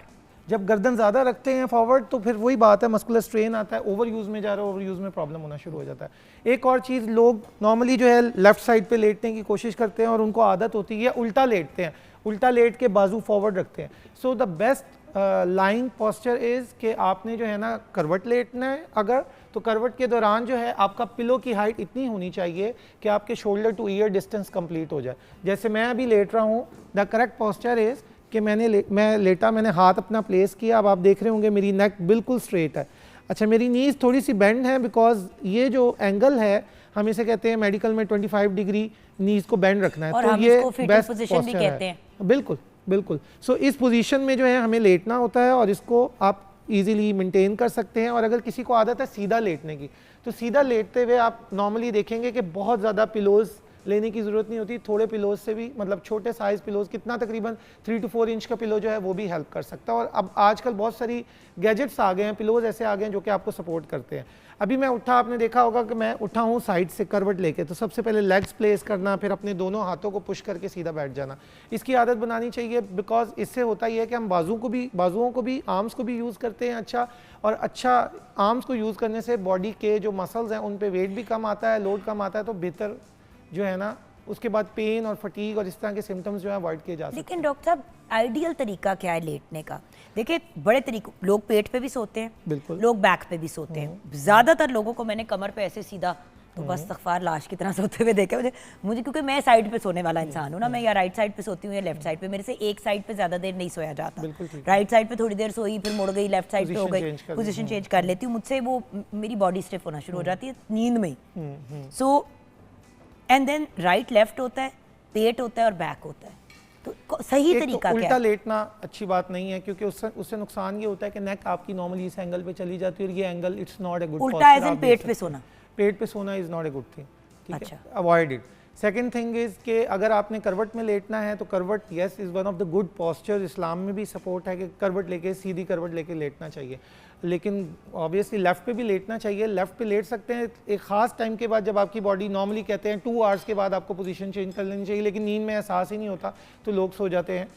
बट अगर आप देख रहे हैं, याद रखें लेफ्ट साइड पे आपका दिल है तो आपने उस पर प्रेशर नहीं इतना डालना, दिल है इसलिए प्रेशर नहीं डालना। आपका स्टमक जो है उसका एंगल ऐसा है कि आप ऑपोजिट लेटते हैं तो उसके पैटर्न प्रेगनेंसी में खराब तो होना खास शुरू हो मना जाते हैं। करते हैं, डॉक्टर मना करते हैं। बिल्कुल बिल्कुल हम मना करते हैं, हम कहते हैं ज़्यादा ट्राई करें, सीधी साइड पे लेटें। इसके अलावा जिन लोगों को नीज़ में पेन होता है उनके लिए हम एडवाइस करते हैं इस तरह के बिल्कुल सॉफ्ट पिलोज आप नीज के अंदर रख लीजिए, तो उसमें भी सोते आपको हुए। नी पेन कम होती है या होती ही नहीं है। और एक और जिनको नी पेन है, हम कई दफ़ा उनको ये भी गाइड करते हैं कि आप ऐसा करें, या तो एक लेग फॉरवर्ड कर लें या एक लेग बैकवर्ड कर लें। नॉर्मली फॉरवर्ड जो है वो ज़्यादा रिकमेंडेड होती है, हम उसमें सजेस्ट करते हैं कि आपने का बेहतर पोस्चर क्या है वो मैंने गाइड अच्छा, कुछ लोग सोते हैं तो टांगों के नीचे तकिए रख के सोते हैं, इसके बारे में आप क्या कहेंगे? एक तो नीज के बीच में है ना, वो तो अगर आपकी बैक का इशू है और रिकमेंडेड है। कुछ लोग जब सो रहे होते हैं तो बैक पे सोते हैं और टांगों के नीचे तकिए रख लेते हैं, उसके बारे में क्या अच्छा, जो टांगों के नीचे तकिया रखते हैं वो तब रखते हैं जब हम सीधा लेटते हैं। जैसे मैंने बताया, करवट लेते हुए हमारे पास जो 25 डिग्री ये नॉर्मल एंगल है, यानी कि इतने नीज का बेंड होना। तो यस, जब हम करवट लेके लेटते हैं तो तकरीबन इतना एंगल होता है, पिलो रखने से नी पे लोड कम आता है। जिन लोगों को नी में दर्द है और जिन लोगों को नी में दर्द नहीं है वो स्ट्रेट लेटें, कोई प्रॉब्लम नहीं है। लेकिन अगर इशू है, यस, हम रिकमेंड करते हैं पेशेंट को कि नी के नीचे पिलो रख के लेटें। उससे ये होता है नी पे लोड नहीं आता और मसल्स टाइट नहीं होते, उनको पेन कम होता रहता है। ये तो हो गया लेटने का पोस्चर। अब मैं जानना चाहूंगी बैठने का। बैठने का, अच्छा, अब सिटिंग सर, अगर आप हम कुर्सी आगे ले आए तो हमारे व्यूअर्स को एक बेहतर विजुअल भी मिल जाएगा। ये हो गई कुर्सी, क्योंकि उसके बाद फिर कंप्यूटर और फ़ोन पे काम करना हम उसके बाद करेंगे। सिटिंग में आपने मुझे देखा होगा, मैं बैठा हूँ, मैंने अपनी बैक फिक्स कर ली है। सो बैक का फिक्स करना बहुत ज़्यादा ज़रूरी है बनिस्बत के स्टूप करके बैठना, जिस तरह मैं बैठ गया हूँ। और जो लोग इस तरह स्टूप करके तो सारे बैठते हैं और बच्चे लैपटॉप ऐसे में काम कर रहे बैठते होते हैं। हैं, अल्टीमेटली ये जो एरिया है बैक का, ये बिल्कुल राउंड हो जाता है। सी जिसकी मैं बात कर रहा था, हम जेनजी की बात करें तो जेनजी आजकल बहुत कॉमन है, वो जेनजी इज एक्चुअली जेनसी, जो अपनी कमर का हिस्सा हाल कर रहे हैं। हाँ, और वो ख़राब कर रहे होते हैं बैक को। सो इंपॉर्टेंट चीज़ ये है कि आपकी जो लोअर बैक है वो आपकी जो सपोर्ट है बैक उसके साथ फिक्स होनी चाहिए। और अगर अच्छा पोस्चर रखना है, मैं थोड़ा सा साइड पे जा रहा हूँ, अच्छा पोस्चर रखना चाहिए तो उसमें ये है कि ये जो बैक का मिडिल बैक है, दरमियान वाला हिस्सा है, अगर सिर्फ इसको फॉरवर्ड कर लें तो आप देखेंगे मेरी नेक भी रिलैक्स हो गई और मेरी बैक भी रिलैक्स हो गई है। एक बैड पोस्चर जो हम जिस पे बात कर रहे थे, लोग जो खींच के बैठते हैं ना लोअर बैक को, यानी कि इस कमर के निचले हिस्से को, उससे नुकसान ये होता है कि मसल्स टाइट होना शुरू हो जाते हैं और फिर बैक पेन रहती है। लेकिन द बेस्ट पोस्चर इज़ कि ये जो मिडिल बैक है इसको सिर्फ आगे कर लें, आपकी नेक भी स्टेबल, नेक भी अच्छी पड़ी है, लोअर बैक भी अच्छी पड़ी है। So this is the right posture in sitting. एक चीज़ इंपॉर्टेंट है कि क्या लेग्स के ऊपर क्या इम्पैक्ट आना चाहिए। सो उसके लिए बेहतर मशवरा ये है कि आप ये जो स्टेप पोजीशन है इस तरह बैठ सकते हैं। नॉर्मली जो चेयर्स है उसके नीचे ऐसी सपोर्ट्स होती हैं, आप उस पर एक पाँव प्लेस कर सकते हैं, इसको स्विच कर सकते हैं, इससे बैक में लोड कम होता रहता है। इसके साथ साथ आप स्टूल्स ऐसे मिलते हैं जिसमें फुट प्लेस हो जाते हैं, वो भी बैक को सपोर्ट करते हैं अनलोड करने के लिए। सो ये कुछ इंपॉर्टेंट चीज़ें हैं, अगर इसको फॉलो किया जाए तो मेरे ख्याल में सिटिंग जो है बहुत अच्छी की जा सकती है और उसमें प्रॉब्लम नहीं आएगा। 25 मिनट्स की सिटिंग के बाद आप स्टैंडिंग में चले जाएं, वॉक करें, दोबारा 20 सेकंड्स के बाद आके बैठ जाएं, तो बैक पेन जो है उसका चांस अल्टीमेटली वो बहुत रिड्यूस हो जाता है, यानी कि समझ लें 60-70% जो है chance of back pain reduce हो जाता है। अच्छा, अब आ जाते हैं लैपटॉप और फ़ोन्स की तरफ, क्योंकि देखिए लैपटॉप से ज़्यादा हम फ़ोन इस्तेमाल करते हैं हमारे जो और जिधर बैठे होते हैं वहाँ पे फिक्स ही हो जाते हैं हम। अच्छा, इसके लिए भी एक टर्म कहलाती है टेक्स्ट नेक सिंड्रोम। ये एक प्रॉब्लम है, डिजीज़ है, जिसमें होता यह है कि बच्चे बहुत ज़्यादा ऐसे इस एंगल पे बैठ के और मोबाइल यूज़ करते रहते हैं। नुकसान ये होता है, वो जो मैं वेट की बात कर रहा अनम था, ना देख रही है बड़े गौर से, क्योंकि अनम खुद ये करती है और वो कोई बच्चा नहीं है आजकल। बिल्कुल एग्जैक्टली मैं यही देख रही हूँ कि मतलब कि हम ये सारी चीज़ें जो इन्होंने बताई हैं, मुझे बताओ अनम, इनमें से कितनी चीज़ें तुम करती हो? नहीं, बिल्कुल भी नहीं। वो हम इस कभी सारे बैड पोस्चर और मैं आपकी वाली बात आप अभी कर रही थी कि शोल्डर में मैं भी इसी तरह 3 पिलोज लेके सोती हूँ और यकीन माने कि आए दिन मेरा यही प्रॉब्लम होता है कि मेरे शोल्डर में पेन है। एक पिलो से ज्यादा आपकी गर्दन के नीचे नहीं होना चाहिए और वो होना चाहिए जो आपके इस वाले एरिया को कवर करे, ताकि आपको सपोर्ट मिले, ताकि इस और इस ये इतनी जगह को आपको सपोर्ट मिल जाए। आपने सर रखा, अगर आप ऐसे करके लेटे हुए हैं तो इस तरह करने से पेन हो रही है तो कितनी ज्यादा होगी। असल में अक्सर जब हम लेटते हैं ना, हम थके हुए होते हैं, हमें लगता है हमें थकन हो रही है, असल में हम अपने आप को तकलीफ दे रहे होते हैं। जी डॉक्टर साहब। अच्छा, ये जो टेक्स्ट नेक सिंड्रोम है, इसके लिए ज़रूरी ये है कि अगर किसी ने भी मोबाइल यूज़ करना है, तो मैं अभी अपना एंगल चेंज करने लगा हूँ थोड़ा सा, उसमें उसको चाहिए कि अपने 4 आर्म्स जो है ना वो प्लेस कर ले टेबल के ऊपर या किसी ऐसी हाइट के ऊपर जिससे उसकी बैक, उसके आर्म्स एक और गर्दन गोल ना कर दें और नेक बहुत ज़्यादा गिरे ना। पहले वाला एंगल ये था, अब ये है, तो आप देख रहे होंगे कि नेक बहुत ज़्यादा बेहतर हो गई है इस दौरान। इसके अलावा बच्चे कुछ PS5 गेम्स खेल रहे हैं, तो ये जो गेम्स हैं ये भी एक बहुत बड़ा कंसर्न है। वो खेल रहे होते हैं तो उनको भी चाहिए कि वो किसी सपोर्ट के साथ अपने फोन आर्म्स पर रखें और फिर खेलें। नेक्स्ट लैपटॉप की बात करते हैं। लैपटॉप या कंप्यूटर स्क्रीन्स होती हैं नॉर्मली ऑफिस वर्कर्स के लिए, वो एक गलती ये करते हैं, या तो उनकी चेयर बहुत लो होती है, बहुत हाई होती है। और असूल ये है कि लैपटॉप की जो मिड स्क्रीन है या टीवी या जो भी चीज़ देख रहे हैं उसकी जो मिड स्क्रीन है वो आई के मिडल होनी चाहिए। ये नहीं होना चाहिए ये बहुत ऊंचा हो, ये नहीं होना चाहिए ये बहुत नीचे हो। सो आई के मिडल में होना चाहिए। इस वक्त मैं बैठा हूँ, मेरा पोस्चर बहुत अच्छा है। अभी आपने मुझे देखना है, मैं लैपटॉप की स्क्रीन को चेंज कर रहा हूँ, तो मूव कर रहा हूँ इसको बैकवर्ड, तो मेरी नेक की मूवमेंट ऑब्वियसली बेंडिंग में चली गई है। मैं इसको मजीद बेंड कर रहा हूँ तो मैं ऊपर की तरफ चला गया हूँ। सो इंपॉर्टेंट चीज़ ये है कि आई के लैपटॉप की फ्लेक्सिबिलिटी व्यूअर्स इसीलिए आपको क्रिएट की गई है। पहले तो आपको पता है एक डेस्कटॉप होता था और वो होता था, ये इसलिए आया ताकि लोगों की जो एक पेन का एलिमेंट होता था, तकलीफ का होता था, वो कम हो। जब आपके पास बेनिफिट है उसको स्क्रीन को मूव करने का तो देन यूज इट। बिल्कुल। एक इम्पॉर्टेंट और चीज़ कि जब आपने टाइपिंग करनी है तब भी फोर आर्म, जैसे मोबाइल के लिए मैंने बताया सेम मैकेनिज्म। अच्छा डॉक्टर साहब, आपने एक चीज़ की मैं चाहूँगी ज़रा व्यूअर्स को उसके बारे में भी कहिए, जो लोग अपनी कुर्सी को ऐसे ऐसे करते रहते हैं। दो कुर्सी की 4 टांगे होते हैं, 2 टांगों पे लमक रहे होते हैं। मेरी टीम के लोगों को पता है कि मैं किसको ताना मार रही हूँ उस वक्त। अच्छा, स्वे जो है ना वो रिलैक्सेशन देते हैं बॉडी को। नहीं वो तो ठीक है, लेकिन देखे ना, जब 2 टांगे कुर्सी की सिर्फ आप यूज़ कर रहे हैं और अपने पाँव से बैलेंस कर रहे हैं, सबसे बड़ी बात तो ये पाँव स्लिप हुआ तो ठा करके आपका मुंह बच जाएगा। अगर वो नहीं भी होता तो आप अपनी बैक पे कितना प्रेशर डाल रहे हैं। बहुत ज़्यादा डाल रहे हैं, सही बात है। अच्छा, एक झूठे नहीं लेने चीज़ जो बड़ी वर्ड शेयरिंग है यहाँ, वो ये कि चेयर्स जो है ना कोशिश करनी चाहिए कि वो नीचे व्हील्स वाली हो, मूविंग हो, ताकि अगर किसी बंदे का काम ऐसा है जैसे कुकिंग करती हैं तो इनको चीज़ें जो है स्विच करनी पड़ती हैं, इस दौरान इनके पास जो है चेयर ऐसा होना चाहिए जो मूव कर सके, अच्छा मूव कर सके, ताकि बैक पे लोड ना है। बिकॉज ये जो रोटेशन है ये गलत एंगल है, अल्टीमेटली हमारी बहुत सारी चीज़ों को नुकसान दे रहा है। अच्छा, कुकिंग के पॉइंट ऑफ व्यू से देखें, चूल्हे हम एक बहुत गलत चीज़ करते हैं, हम चूल्हे गलत हाइट पे बनवाते हैं। बहुत इंपॉर्टेंट। देखिए, जब भी आप कुकिंग कर रहे हैं, जो भी कर रहे हैं, उसकी हाइट, जैसे कि हमारे किचन में जो चूल्हा है उससे ज़रा सा ऊंचा होना चाहिए। बहुत इंपॉर्टेंट। अगर उसकी हाइट ज़्यादा हो तो बंदे को फिर ये नहीं करना। ख़वातीन की गर्दनें रह जाती हैं हांडियाँ पका पका के, नॉट बिकॉज हांडी पकाना दिक्कत वाला काम है, एक्चुअली जो हमारा पोस्चर है खाना बनाते हुए भी। अगर आपका चूल्हा है और ऐसा चूल्हा है जो आप ऊपर कर सकते हैं तो कोशिश करें कि उसको आधा फुट या 1 फुट ऊपर कर लें, उसके नीचे कुछ चीज़ें ताकि आप कुकिंग देखिए। कुकिंग अगर आप ऐसे कर रहे हैं इट्स ईजियर, अगर आप ऐसे कर रहे हैं इट्स प्रॉब्लमेटिक। अच्छा, इसमें हम ये सजेस्ट करते हैं कि जो हमारी हिप एंगल की हाइट है ना, जो हिप एंगल है हमारा, उसकी हाइट पे वो बेस होनी चाहिए स्टोव की, यानी कि चूल्हे की वो हाइट होनी चाहिए। खड़ी होंगी आप जरा जी। अब ये देखे ना, ये मैंने आपको क्या कहा, 1 फुट ऊंचा होना चाहिए। जी बिल्कुल, ये हमारा थोड़ा नीचे। अगर हमारा ये काउंटर 1 फुट ऊंचा हो जाए तो बहुत बहुत आसानी हो जाएगी। और लोग नॉर्मली घर कंस्ट्रक्ट करते हैं तो उनको इस चीज़ को एड्रेस करना चाहिए, जिसने कुकिंग असल में वो विजुअल फनकारी में पड़ जाते हैं ना, कि दिखने में ज़्यादा अच्छा लो होगा तो ये होगा तो वो होगा तो ये। अच्छा, एंड में डॉक्टर साहब हमारे व्यूअर्स को क्या कहेंगे? जितने भी बैड पोस्चर्स हैं, नेक फॉरवर्ड रखना, लैपटॉप्स के, टीवीज़ के गलत इस्तेमाल, ज़्यादा यूज़ करना, उसको करें ज़रूर यूज़, बंद ना करें, लेकिन उसको इस तरह से करें कि आप साथ साथ रेस्ट ऐड करते जाएं, रेस्ट टाइम ऐड करते जाएं। और उसका बेस्ट तरीका है कि आप जो है ना लाइक अलार्म्स लगा सकते हैं मोबाइल के ऊपर, टाइमर्स लगा सकते हैं ताकि आपको मैसेज मिल जाए और आप जो है बेहतर तरीके से जो है अपनी हेल्थ को मेंटेन कर सकें। IT वर्कर्स के लिए मैं ये कहूँगा कि बिकॉज उनकी बहुत ज़्यादा सिटिंग एक्टिविटीज़ हैं और सिटिंग एक्टिविटीज़ की वजह से सारा कोर वीक हो जाता है, उस कोर के लिए बहुत ज़्यादा ज़रूरी है कि आप कंटिन्यूसली एक्सरसाइजेज जो हैं वो अपनी बैक की रन करें।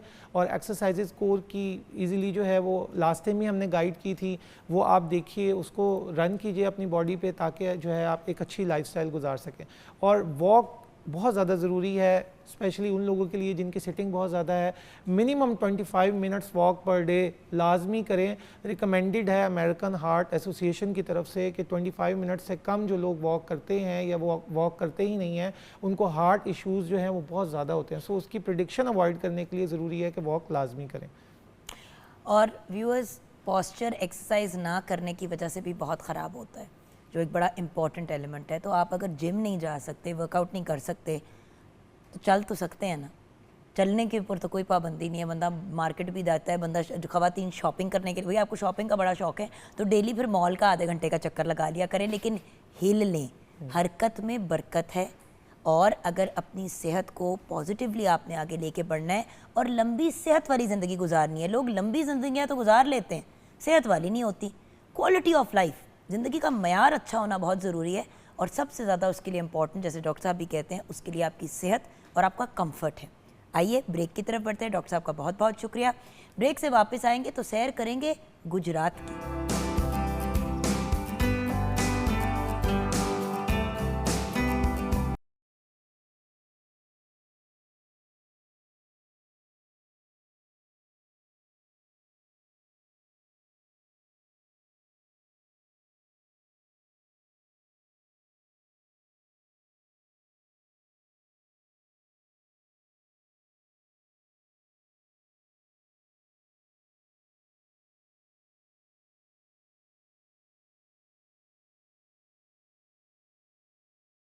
Welcome back from the break viewers. जैसे कि आपने देखा, गुजरात बहुत ही खूबसूरत, कल्चरली एंड हिस्टोरिकली रिच शहर पाकिस्तान का, पंजाब का।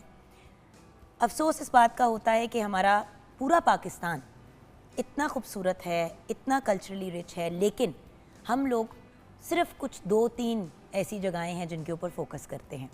और जब कोई आता भी है टूरिज़म के पॉइंट ऑफ व्यू से भी, तो हमारा फ़र्ज़ बनता है एज़ पाकिस्तानीज़ कि हम उनको पूरा पाकिस्तान दिखाएं। हम 2-4 जगहें दिखा देते हैं, थोड़ी सी बात कर लेते हैं, लोग कहते हैं वाह वाह। अब आप देखें अमेरिका, कनाडा वगैरह, वहाँ पे इतनी ज़्यादा उनका कल्चर ना तो रिच है, ना ही उनकी इतनी कोई साइट्स हैं। उनकी अगर कोई ऐसी साइट्स हैं भी तो उनको इतना ज़्यादा हाईलाइट किया जाता है। पाकिस्तान का तो कोना कोना, चप्पा चप्पा इतना खूबसूरत है कि आई फील कि एज़ पाकिस्तानीज़ हमारी ज़िम्मेदारी है कि हम उन्हें हाईलाइट करें। तो आज हम गुजरात के बारे में बात करेंगे और गुजरात वालों के थ्रू गुजरात की सैर करेंगे। तो आइए मुलाकात करते हैं। हमारे साथ हैं शेख अब्दुल रशीद साहब, बेहतरीन researcher, scholar, columnist and writer. अस्सलाम वालेकुम सर। वालेकुम अस्सलाम। Then we have with us Mian Ghulam Moinuddin. आप सोशल एक्टिविस्ट भी हैं और एक बिजनेसमैन हैं। अस्सलाम वालेकुम sir. Then we have with us mister Fahad Rafiq, जो एक्स चेयरमैन है Pakistan electric fan manufacturers association के, वाइस प्रेसिडेंट है Gujrat chamber of commerce and industries के। अस्सलाम वालेकुम फ़हद। वालेकुम सलाम। कैसे हैं आप? मैं ठीक ठाक, बिल्कुल, thank you. And then we have with us Fasiullah Jalal Sahab, जो हिस्टोरियन भी हैं, राइटर भी हैं। अस्सलाम वालेकुम। वालेकुम सलाम। और चारों के चारों गुजरातिया हैं या गुजराती हैं? हर क्या सूरत में क्या सही टर्म होगी सर? गुजराती लाहौर को लाहौरी कहते हैं, तो गुजरात वाले को क्या कहते हैं? गुजराती ही कह लें। गुजरातिया या गुजराती? दोनों सूरतों में हम गुजराती ही साबित होंगे। दोनों साबित हैं, दोनों में। चलिए सर, मुझे ये बताइए कि अगर हम हिस्ट्री ऑफ गुजरात की बात करें, हर जगह का अपना कल्चर तो पाकिस्तान का एक ही है ऑलमोस्ट, बट इलाके के भी कुछ कल्चरल चीज़ें होती हैं। तो गुजरात के बारे में आप हमें क्या बताएंगे? गुजरात इस कुर्रा अर्ज़ पर ज़रख़ेज़ तरीन इलाकों में से एक है, जो 2 दरियाओं चिनाब और जेहलम के दरमियान दोआबा में वाक़ है। ये तारीख़ी तनाज़र में इसे सुखनवरों की बस्ती कहा जाता है। माहिरीन सर सैयद की ज़ुबान में इसे ख़ित्ता यूनान भी कहते हैं। अख्तर शिरानी ने इसे वादी रोमान भी कहा और अस्करी माहिरीन इसे गेटवे टू कश्मीर कहते हैं। तो अपनी जोग्राफियाई, अपनी इल्मी, अपनी तजारती हदूद के लिहाज से पाकिस्तान के उन मोहतबर तरीन शहरों में से है जिसने क़याम पाकिस्तान से पहले और बाद में अपनी कारकर्दगी, अपनी कह लें कि अपनी पैदावार और अपनी ओवरसीज़ पाकिस्तानियों की कंट्रीब्यूशन के हवाले से पाकिस्तान की मौशी रीढ़ की हड्डी जो है होने का हक़ अदा किया है। तो इस लिहाज से गुजरात तारीख़ी तनाज़र में बहुत पुराना और कदीम शहर है। जनरल कनिंघम के हिस्टोरिकल सर्वे ऑफ इंडिया की 23वीं जिल्द के मुताबिक 426 क़ब्ल मसीह में गुजरात का जो पहला वजूद जो है वो हमें नज़र आता है। तारीख़ी दस्तावेज़ी हवाले से इतना पुराना और कदीम शहर है ये इलाका। इसके तारीख़ में बहुत से मुख्तलिफ नाम रहे हैं। ये कोटी पाटी के नाम से जाना जाता रहा है। इसको ओधे नगरी के नाम से भी आबाद किया गया, जिसके मानी भीनी खुशबुओं का शहर हुआ करता था। ये सरसब्ज़ व शदाब इलाका था। जब जनरल राजा कौर आए तो उन्होंने इसको आबाद किया। फिर इसको मुख्तलिफ हवालों से कोरा नगरी के नाम से, जब सियालकोट की रानी ने इसे फ़तह किया तो उसने गजर नगरी के नाम से इसका नाम रख दिया। लेकिन गुजरात का लफ्ज़ जो है ये अकबर के अहद से इसके साथ वाबस्ता हुआ है। बिल्कुल सही। अकबर जब अपने टूर पे गुजरात इसी खित्ते में आया तो उसने इस वीरान खित्ते को, जो उस ज़माने में नेस्त नबूद हो चुका था, तो उसके मुताबिक उसने इस यहाँ के लोगों को इकट्ठा करना शुरू किया। तो गुजरात जो है गुजरों की वसातत से उस वक़्त तारीख का ये बड़ा दिलचस्प वाक़या है। तो अक्सर आप कभी मिलते हैं ना किसी को जो गुजरात से, तो कहता है हम गुज्जर हैं, तो वो एक इट्स अ होल थिंग। गुजर और जाट का चूंकि इलाका है, द मूछ is also part of being सरसब्ज और हरियाली का इलाका था, और चरवागाहें जो हैं वो बहुत ज़्यादा अहम थी। तो वो लोग जो जानवर पालते थे, जानवरों के कारोबार से मुंसलिक थे, उनके लिए बड़ी फर्टाइल ज़मीन थी, इसलिए यहाँ पे उनकी अक्सरियत जो है वो आबाद हो गई हुई थी।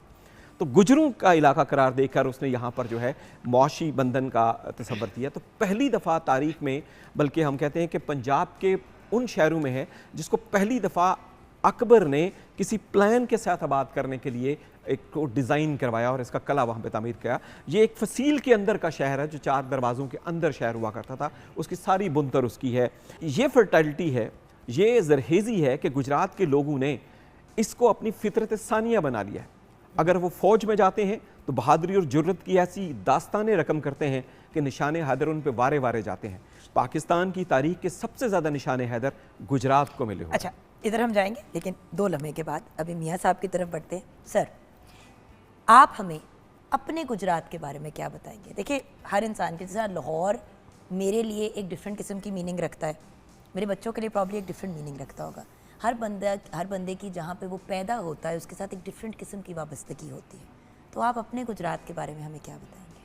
मेरा गुजरात वो है जिसकी पूरी दुनिया में और ख़ास तौर पे पाकिस्तान के हर शहर के सामने मिसाल दी जा सकती है। अगर आप देखें, ये जो रफ़ाई प्रोजेक्ट्स चल रहे हैं गुजरात के इंडस्ट्रियलिस्ट मिल के चला रहे हैं, उनको अगर मैं काउंट करूं, जो मेन प्रोजेक्ट चल रहे हैं, अल्हम्दुलिल्लाह मैं उन सब में बोर्ड ऑफ गवर्नर्स का मेंबर हूं। सबसे नंबर 1 पे ट्रॉमा सेंटर है हमारी, वो मैं समझता हूँ एक गुजरात के ईदी हम बोलते हैं, इम्तियाज़ कौसर साहब, वो उनकी मिसाल पूरे पाकिस्तान में दी जाती है कि जिस तरह state of the art trauma centre उन्होंने वहाँ बिल्ड किया और उसको फिर चलाने में भी, उसकी मेंटेनेंस रिपेयर में भी, और डेली बेसिस पे वहाँ ड्यूटी करते हैं, और पूरे गुजरात के लोगों का उनके ऊपर ट्रस्ट पैदा हुआ। तो उन्होंने टारगेट सेट किया हमने 150 फिल्ट्रेशन प्लांट लगाने हैं, क्योंकि गुजरात में हेपेटाइटिस बहुत ज़्यादा था, और वो रिसेंटली अल्हम्दुलिल्लाह हमने टारगेट अचीव कर लिया है, और हम बहुत जल्दी उसकी सेलिब्रेशन, एक तकरीब भी करना चाह रहे हैं। और इसके बाद हमने एक प्रोजेक्ट शुरू किया रिसेंटली जो भी अंडर कंस्ट्रक्शन है, वो मेरे वालदैन के नाम से है, क्योंकि ये भी बेसिक आइडिया उन्हीं का था जो हमारे सदर हैं इम्तियाज़ कौसर साहब। जब उन्हें कोरोना हुआ तो वो बहुत ज़्यादा बिगड़ गया, उनकी हालत बिगड़ गई, उन्हें बार बार टेस्ट कराने पड़े। तो उस वक्त उनके जहन में आया कि भाई ये गरीब बंदा तो इतने टेस्ट करवा ही नहीं सकता, इतने महंगे टेस्ट।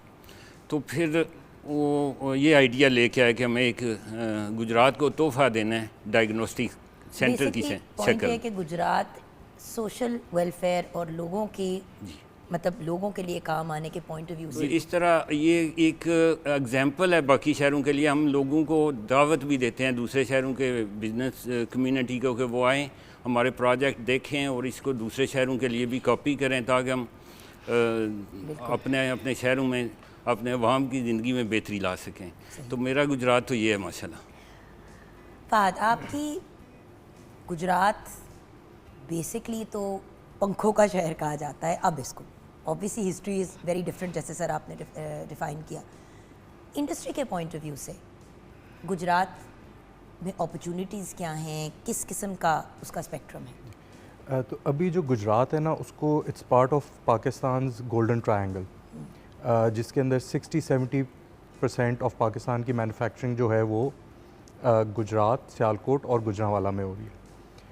इसके अंदर हमारी पंखों से सबसे ज़्यादा मशहूर हैं, but we have a vast variety of industry, जिसके अंदर हमारी वी हैव 350 से ऊपर फ़ैन मैन्युफैक्चरर्स, 200 से ऊपर 350 से ज़्यादा जी 200 से ऊपर हमारे पास फर्नीचर मैन्युफैक्चरर्स हैं, 300 से ऊपर हमारे पास जो फर्नीचर के मैन्युफैक्चरर्स हैं वो हैं, एंड उसके बाद जो जूल्स एंड जेम के ओवर 600 से ज़्यादा बंदे हैं। हमारा currently chamber would be considered one of the largest memberships, हमारी 16,000 की मेंबरशिप हैं गुजरात चेंबर की। एंड 90s में ही ये बना था, इट्स रीसेंट थिंग। जो एंड इसकी जो अगर थोड़ा सा हिस्ट्री में जाएं तो इंडस्ट्रियल हिस्ट्री भी ना ये शुरू हुई थी लूम मशीन से। सही। सो वहाँ से आपका कर करके हम एक ऐसे पॉइंट पे आ गए थे कि आपकी जो वेंडर इंडस्ट्री है वहाँ पर भी डेवलप हुई, और इस पॉइंट पे हम आ गए हैं कि हमने इंपोर्ट सब्स्टिट्यूशन भी काफ़ी की है। एज़ गुजरात रीजन में से आई बिलीव 80 मिलियन से ज़्यादा हमारी एक्सपोर्ट होती है जो प्रोडक्ट्स की होती है। वाओ।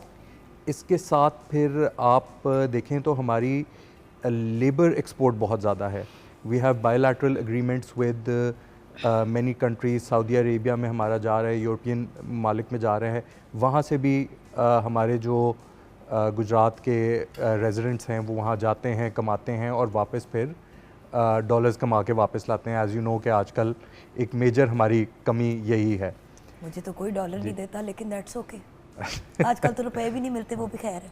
अगर बिज़नेस अपॉर्चुनिटीज़ देखी जाएं तो आपके पास ट्रेडिंग से लेके मैन्युफैक्चरिंग से लेके बहुत ज़्यादा अपॉर्चुनिटीज़ हैं। इसको हम ग्रो भी करते हैं एज चेंबर्स में। वी हैव वेरी, अभी हमारा डेलीगेशन आईटी की भी आई हैव हर्ड कि गुजरात में इंडस्ट्री बहुत स्पीड से आगे आ रही है। जी, आईटी का ये है because it's not limited to a location. तो कोई भी बंदा घर बैठ के या जहाँ भी उनकी लोकेशन है, जहाँ पर भी इंटरनेट आ रहा है, वहाँ से आप आईटी की भी बिज़नेस स्टार्ट कर सकते हैं। इसके अलावा जो आपका ऑन ग्राउंड बिजनेसेस हैं, ट्रेडिंग काफ़ी है। चेंबर और एसोसिएशंस, हमारी 3 मेजर एसोसिएशंस वहाँ पर हैं, फैंस की, फर्नीचर की और पॉटरी की, और उसके साथ हमारा चेंबर भी है। ये बहुत ज़्यादा फैसिलिटेट करता है अपने जो बिजनेसमैन हैं और पोटेंशियल बिजनेसमैन हैं। बायलैटरल आपकी डेलीगेशंस जाती भी हैं, आती भी हैं, एंड इसके अंदर से ही आपकी एक्सपोर्ट्स भी बढ़ती हैं और ओवरऑल बिजनेस भी बढ़ता है। बिल्कुल सही। ओके, सो वसी साहब आपकी तरफ बढ़ते हैं अब हम। मुझे ये बताइए कि being a historian, being a writer, Gujarat and being Gujarati या गुजरातिया एज सर सेड, गुजरात आपके लिए क्या है? गुजरात बेसिकल मोहब्बत का एक शहर है जिसमें तसव्वुर खानम जैसी गुलकार है, जिसमें आलम लुहार जैसे वो गुलकार हैं। क्या बात है। जिसमें रोशन आरा बेगम है, जिसमें सबिया खानम है, जिसमें खलील हैदर है, जिसमें मुमताज़ शांति हैं, जिसमें असलम राना साहब जैसे डायरेक्टर हैं। और अगर हिस्टोरियंस के अलावा हम ये फ़नून लतीफ़ा के अलावा अगर मैं बात करूं तो गुजरात सूफ़ियों का शहर है, औलिया का शहर है। आपको यहाँ पे हज़रत शाहदौला के हवाले से पूरे हिंदुस्तान में आपको कहानी नज़र आएगी, पूरे हिंदुस्तान में। उसके अलावा यहाँ पे जो सबसे बड़ी बात है, हज़रत अल्लामा मोहम्मद इकबाल का मुर्शिद खाना काजी सुल्तान मोहम्मद अवान शरीफ वो यहाँ पे हैं। हाफिज़ जलंधरी जैसे शायर, उनका मुर्शिद खाना काजी अब्दुल हकीम कुरैशी कादरी साहब का यहाँ पे मौजूद है। उसके अलावा गुजरात एज ए स्टोरी अगर आप बात करते हैं तो यहाँ पे ही सिकंदर का मुकाबला पोरस के साथ हुआ था, जो हमारी जुर्रत का इजहार है। और यहाँ पे एक जसरत खोखर भी हुआ है जिसने लाहौर अपने ज़माने में और जम्मू फतह कर लिया था। तो गुजरात अगर आप देखते हैं तो ये सूफिया का भी शहर है, फ़नून लतीफ़ा से भी वाबस्ता लोगों का भी शहर है। और सबसे बड़ी बात है कि गुजरात मोहब्बत करने वालों का शहर है। इसी टॉपिक पे लिखी हुई है, राइट? शेख साहब दिखाएंगे वो किताब भी, मैं चाहूँगी कि हमारे व्यूअर्स को एक विजुअल भी मिल जाए। थैंक यू शेख साहब। अब ये देखिए ना, जैसे कि ये बुक ही डेडिकेटेड है to what you are talking about, right? जी जी। और आपने भी बहुत कुछ लिखा है गुजरात से। जी जी, बिल्कुल बिल्कुल। सॉरी, आप बोल रहे थे, आई वांटेड कि ये बात हो रही है तो कॉन्टेक्स्ट में। Thank you so much. Thank you sir जी। गुजरात बेसिकल हमारे आज भी और यानी माजी से लेकर अभी तक हाल तक, आप जब भी गुजरात में आएंगे आपको मोहब्बत करने वाले वो लोग मिलेंगे वहाँ से, बहुत ज़्यादा मोहब्बत करने वाले।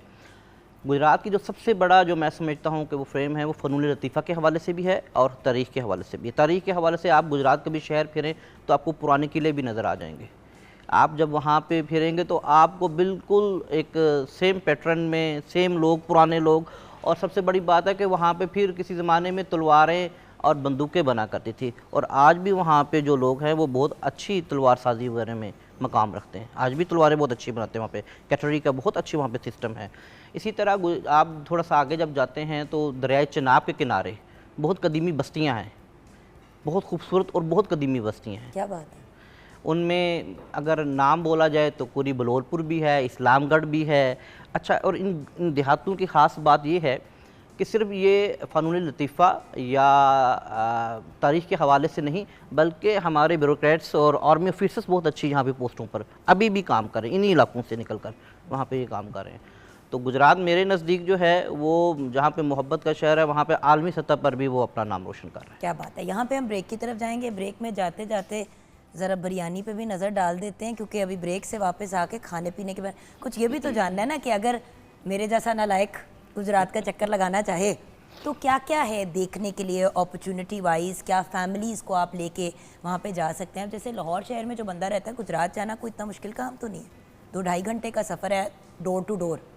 तो अगर हम लोग जो बच्चों को उठा के अजीब, मतलब हर वक्त अप नॉर्थ और इधर उधर जा रहे होते हैं, so from a visual point of view अगर आप, या from a tourist point of view अगर कोई गुजरात आना चाहता है, एंड ऑल्सो अगर कोई इंसान वहाँ पे सेटल होना चाहता है, तो जो बिज़नेस की दुनिया से लोग हैं वाबस्ता, उनसे मैं ये जानना चाहूँगी, और आप दोनों जो on the outer skirts gentleman बैठे हैं उनसे वो पूछना चाहूँगी, और आपसे कुछ आपका लिखा हुआ सुनना भी चाहूँगी। जी जी प्लीज़। लेकिन शेफ अनम, जी आप अभी तक हमारे साथ हैं? जी बिल्कुल, अभी तक पता ही नहीं चला। पता ही नहीं चला। एग्जैक्टली हम गुजरात घूम रहे हैं ना अभी बेसिकली, तो अभी थोड़ा सा वापस आ जाते हैं लाहौर में, और चटपटी जो बिरयानी है वो हमारी रेडी होगी, सैलड एंड रायता उसके साथ है, कंप्लीट मील है। मेरा नहीं ख्याल कि आपको इसके साथ कुछ और खाने की ज़रूरत है या कुछ ऐड ऑन करने, कुछ कर लें तो फिर आपकी मर्ज़ी है। वो फिर पुलाव और बिरयानी वाली जंग नहीं, वो हम बाद में करेंगे, अभी जरा पढ़े लिखे लोग हमारे साथ बैठे हैं। हम छोटी सी ब्रेक की तरफ जाएंगे। Thank you so much. Anam, break के बाद जब वापस आएंगे तो गुजरात का सफ़र कंटिन्यू करेंगे।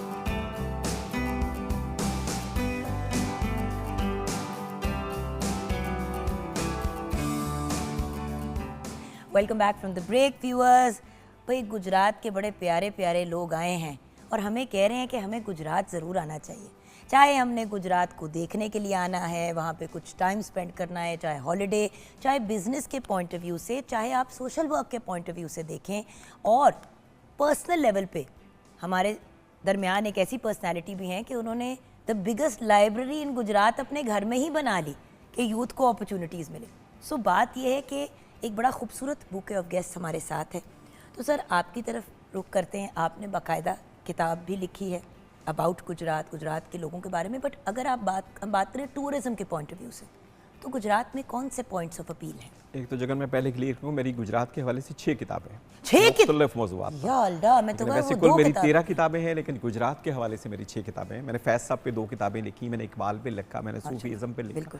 तो ये मेरी गुजरात स्पेसिफिक जो मोहब्बत है। Out of 11 books, 11 right, 12 books, 6 books are Gujarat relevant, माशाल्लाह, इस हवाले से। Now that is love for Gujarat, genuine love for Gujarat. Exactly, और मट्टी से मोहब्बत होनी चाहिए। देखिए, जगन इंसान को अपनी जिबिली जो ख्वाहिशें हैं उनके लिए सियाहत पे निकलना होता है। तो अगर आप बतौर इंसान कहीं सियाहत पे जाना चाहे तो गुजरात शायद बहुत अट्रैक्टिव प्लेस होगी आपके लिए। अगर आप दुनिया माफिया से ज़रा मावरा होकर अपनी रोमान पसंद तबीयत की तसल्ली चाहते हैं तो सोनी का चनाब वहीं पर बहता है। क्या बात आपके देखने की जगह है जो दुनिया जहान में लोग दास्तानों में कच्चे घड़ी की तशबीह के साथ जाना और पहचाना जाता है, तो उसकी रोमानवी दास्तान है। फिर बालो और मोहम्मद अली माहिया की मोहब्बत का किस्सा भी गुजरात का है, जिनकी बेटी सबिया खानम ने पाकिस्तान भर में इंडस्ट्री में धूम मचाए रखी माशाल्लाह। अगर आप दुनिया में और पाकिस्तान में ख़ास तौर पे आर्ट, फ़न और थिएटर की बात करते हैं तो पाकिस्तान में सबसे बड़े आर्ट और थिएटर के स्कूल और काम है, उस हवाले से रफ़ी पीर साहब का नाम आपने सुना। रफ़ी पीर साहब का ताल्लुक गुजरात से था, वो गुजरात के जलालपुर जट्टा के रहने वाले थे। अनायत हुसैन भट्टी की यादगार आप देना चाहते हैं, उसको ट्रिब्यूट पेश करना चाहते हैं, तो उसकी कब्र गुजरात में आपकी दुआओं की तालब है, जिसने पाकिस्तान की फ़िल्म इंडस्ट्री में ज़बान, कलाम और शायरी और गुलकारी और फ़नकारी के हवाले से जो कमाल किया। तो हिंदुस्तान की फ़िल्म इंडस्ट्री में पाकिस्तान में रवादारी की मिसाल बनकर पाकिस्तान की के क़याम से पहले धूम मचा देने वाली मुमताज़ फिल्म इंडस्ट्री अदाकारा मुमताज़ शांति गुजरात डिंगाक से रहने वाली है। तो इस लिहाज से आपको बहुत सारी चीज़ें जो हैं गुजरात में शख्सी तौर पे बड़ी बड़ी चीज़ें मिल सकती हैं। जैसे हमने कहा कि इकबाल की पहली शादी गुजरात में है, इकबाल का ससुराल गुजरात में है, इकबाल का मैट्रिक का इम्तहान गुजरात के जिस स्कूल से पास किया था, आइए हम गुजरात में आपको वो दिखाते हैं, आप देखिए और पाकिस्तान के मुसव्वरे पाकिस्तान के अफकार से मोहब्बत करना सीखिए। जिस क्लब में बैठ कर सबसे पहले इकबाल ने कहानियाँ सुनाना और शेर सुनाना शुरू किए थे, वो उस क्लब के दफातर वहाँ पर गुजरात में मौजूद हैं। और शख्सी हवाले से ही हम देखें तो बहुत बड़े जो कह लें कि कहानीकार हैं, लिखने वाले हैं, अदीब हैं। जैसे पाकिस्तान में नावल नगारी के हवाले से सबसे बड़ा अहम नाम अब्दुल्ला हुसैन का है। आपको इल्म होना चाहिए कि वो गुजरात के हैं। मुस्तनसर हुसैन तारड़ साहब का आबाई तल्लक गुजरात से था, वो मंडी बहादुर में वो इलाका वो चला गया, तो वो गुजरात का पुराना इलाका है। पाकिस्तान के पंजाबी के सबसे बड़े पाकिस्तान टेलीविज़न के राइटर सजाद हैदर साहब गुजरात के हैं। अभी जो म्यूजिशियन आपके डायरेक्टर फौत हुए पिछले दिनों सैयद परवेज़ हैदर साहब, वो गुजरात मोइनुद्दीनपुर से तल्लक रखते हैं। पाकिस्तान के इस वक्त के टॉप के मोटिवेशनल स्पीकर जो है कासिम अली शाह का आबाई शहर ये तो मुझे पता है, वो गुजरात है। तो आप देखिए डॉक्टर सुगरा सदफ गुजरात से हैं, जो पिलाक में पंजाबी ज़बान और कल्चर की इस वक्त डीजी जो हमारे लाइब्रेरीज़ हैं वो गुजरात से हैं। तो बड़ी शख्सी हवाले से नाम है। अगर आप सियाहत के हवाले से आएँ तो गुजरात में मोहब्बत की एक निशानी के तौर पर राम प्यारी महल बहुत खूबसूरत बिल्डिंग है, जो सुंदरदास और राम प्यारी की मोहब्बत की निशानी के तौर पर है। उसे पंजाब का ताजमहल कहा जाता है। वो आज भी खड़ी है वहाँ पर बिल्डिंग और अपनी खूबसूरती आबोताब के साथ मौजूद है। आप गुजरात आएँ तो राम प्यारी महल ज़रूर देखें। केदारनाथ हवेली गुजरात की बहुत खूबसूरत जगह है, जिसमें हमारा फातिमा जना फवारा चौक कॉलेज जो है वो हमने कायम किया था। वो केदारनाथ हवेली भी पार्टीशन से पहले बनी थी। और आप इसका आर्ट एंड आर्किटेक्चर देखें, वो यूनानी, बरतानवी और हिंदुस्तानी तर्ज तमीर की ऐसी अमलगमेशन है, ऐसा इम्तजाज है कि उसका हुस्न झलकता है, वो बहुत खूबसूरत है। तो आपको अपील करेगी। वहाँ पर तारीखी बाग मौजूद है अभी केदारनाथ का, जो वहाँ पे मौजूद है। वहाँ पे मस्जिद जो है हमारी ईदगाह मस्जिद, वो बहुत खूबसूरत है। कलादार में जो मस्जिद है, बादशाही मस्जिद से पहले की एक तारीखी मस्जिद जो है वो वहाँ पे हमारे यहाँ कलादार में मौजूद है। तो बहुत सारी आसार कदीमा वो जो है वहाँ पे गुजरात में मौजूद हैं, जो एक सियाहत के हवाले से बहुत हो सकते हैं। हम उसको प्रमोट नहीं उस हवाले से करते। हमारी मैं वही कहने लगी थी कि इतना सब कुछ एंड येट मतलब पता ही नहीं है लोगों को, या लोग खोज। देखिए एक बात ज़रूर मैं यहाँ पे कहूँगी, इसमें कुछ गलती हमारी भी है एज ए नेशन।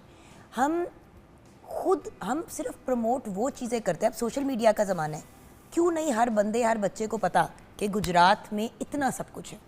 हाँ, गूगल की सर्च करें तो शायद आ जाएगा, लेकिन उससे कई गुना बेहतर ये नहीं है कि जो हम फजूलियात वायरल कर रहे होते हैं, जो यूथ का टोटल फोकस होता है कि किसी ने ये कर दिया तो किसी ने वो कर दिया, उसको थप्पड़ पड़ गया, उसको मारा, गाड़ी लग गई, एक्सीडेंट हो गया। इन चीज़ों को आम करने के बजाय अगर हम इन चीज़ों को आम करें तो कैसे हो सकता है कि लोग गुजरात का रुख ना करें।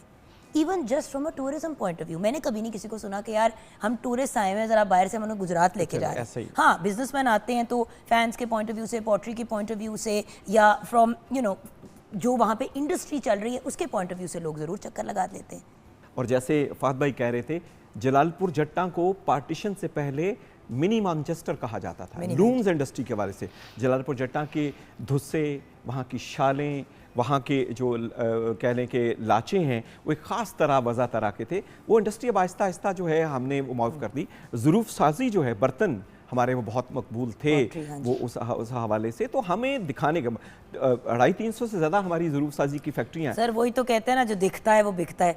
तो मियाँ साहब ज़रा बिकने के पॉइंट ऑफ व्यू से भी हमें गाइड कर दें कि from A business point of view, youth के पॉइंट ऑफ व्यू से अपॉर्चुनिटीज़। मैम एक बात मैं इसमें इजाफा कर देना चाहता हूँ कि बर्तन आप कहीं से भी खरीदें, चिनाब के किनारे की मट्टी से बेहतर ज़रूर साजी के लिए मट्टी शायद पाकिस्तान में कोई और नहीं है। मैं सिर्फ इसलिए नहीं कह रहा कि गुजरात के बर्तन हैं, वो पाकिस्तान में बर्तनों के हवाले से सबसे अच्छी मट्टी के बर्तन हैं। आप आइए और गुजरात विजिट कीजिए। अब मैं सिर्फ बर्तन खरीदने के लिए जाऊंगी और किसी काम के लिए ना, सिर्फ बर्तन खरीदने के लिए जाऊंगी। पंखे तो यहाँ पे भी मिल जाते हैं जी सर। यस साहब, ये गुजरात में इंडस्ट्री तो ज़ाहिर है नंबर 1 जो आप बड़ी इनोवेशंस भी लेके आए हैं। जी, इनोवेशन में असल में पाकिस्तान में जब एनर्जी क्राइसिस शुरू हुई तो पाकिस्तान की फ़ैन इंडस्ट्री के ऊपर ही ब्लेम आया कि वो जो गर्मी में जो स्पाइक बनती है ग्रेड, नेशनल ग्रेड के ऊपर लोड एकदम से बनता है, वो पंखों की वजह से ही है। तो अल्हम्दुलिल्लाह पाकिस्तान की फ़ैन इंडस्ट्री अब टोटली एनर्जी एफिशिएंट पंखों के ऊपर शिफ्ट हो गई है पिछले चंद सालों में।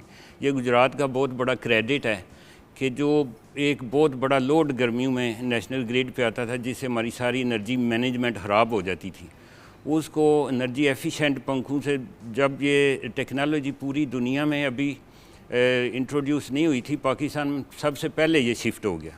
तो इसमें पाकिस्तान की गुजरात की फ़ैन इंडस्ट्री का बहुत बड़ा किरदार है। बिल्कुल।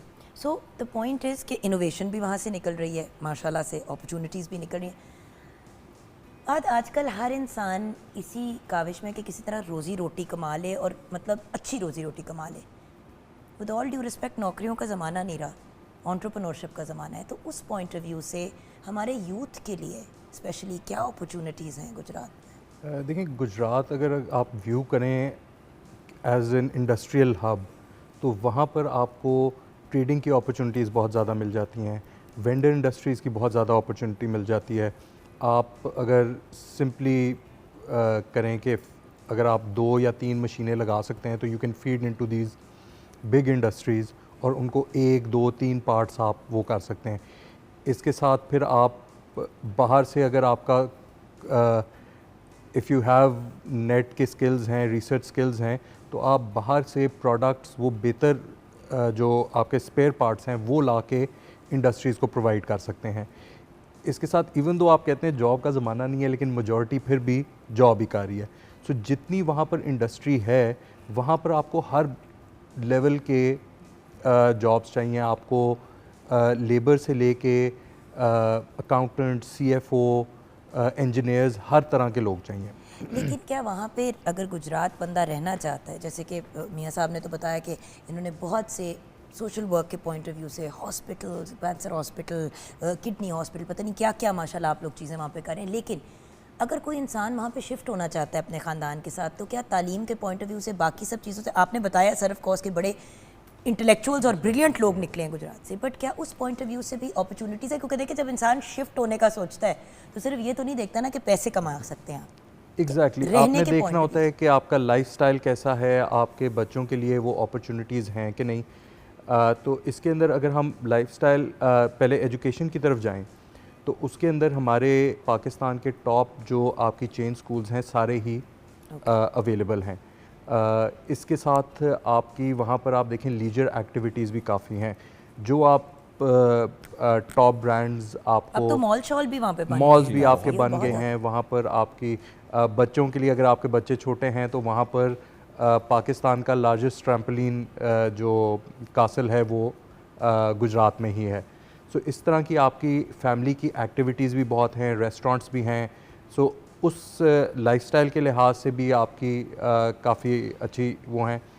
इसके साथ जो आपने कहा कि एजुकेशन के अंदर हमारी 3 या 4 यूनिवर्सिटीज़ भी बहुत अच्छी हैं, तो उधर भी आपके पास एंड टू एंड आपके पास एजुकेशन की भी है।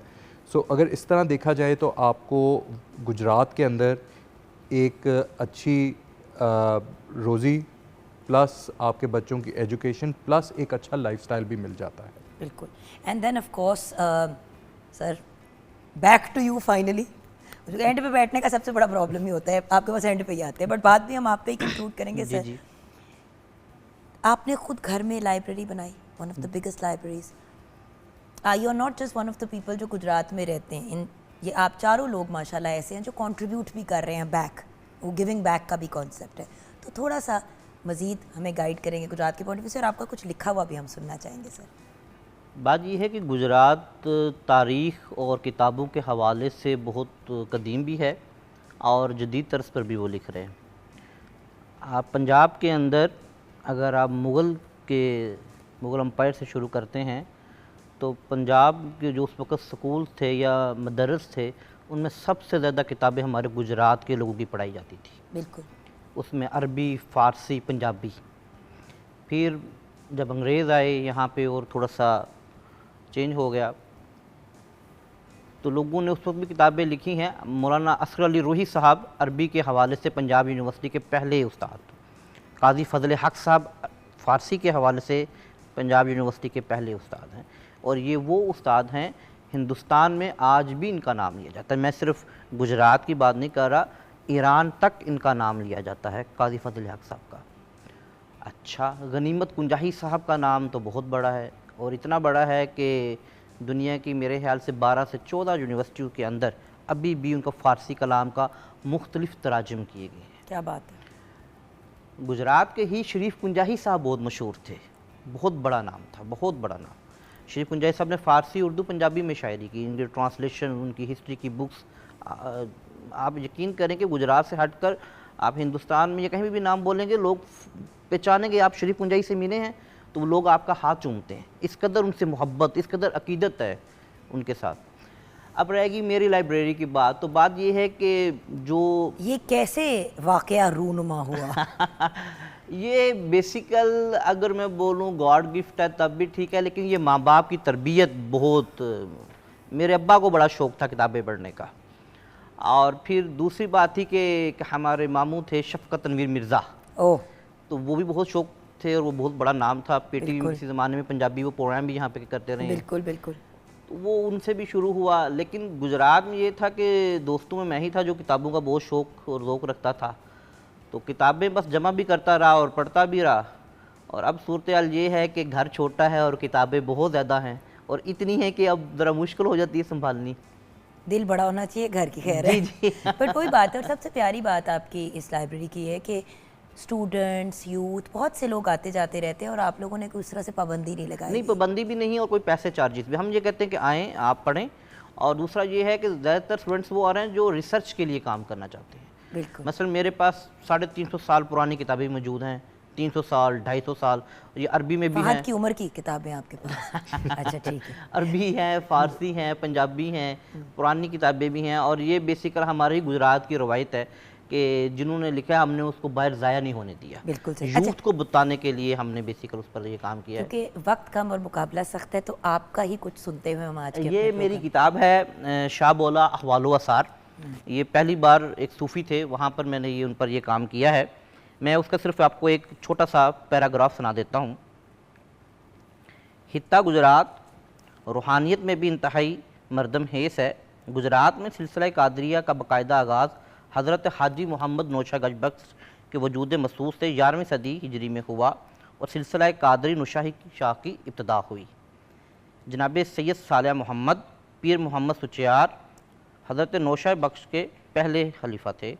सैयद मोहम्मद मीरा बख्श गुजरात के कस्बे मोयुद्दीनपुर से ताल्लुक़ रखते थे, जहाँ से सैयद परवेज़ हैदर साहब का भी ताल्लुक़ है। इसी तरह ख्वाजा सनाउल्लाह हराबाती का ताल्लुक़ भी कश्मीर से है।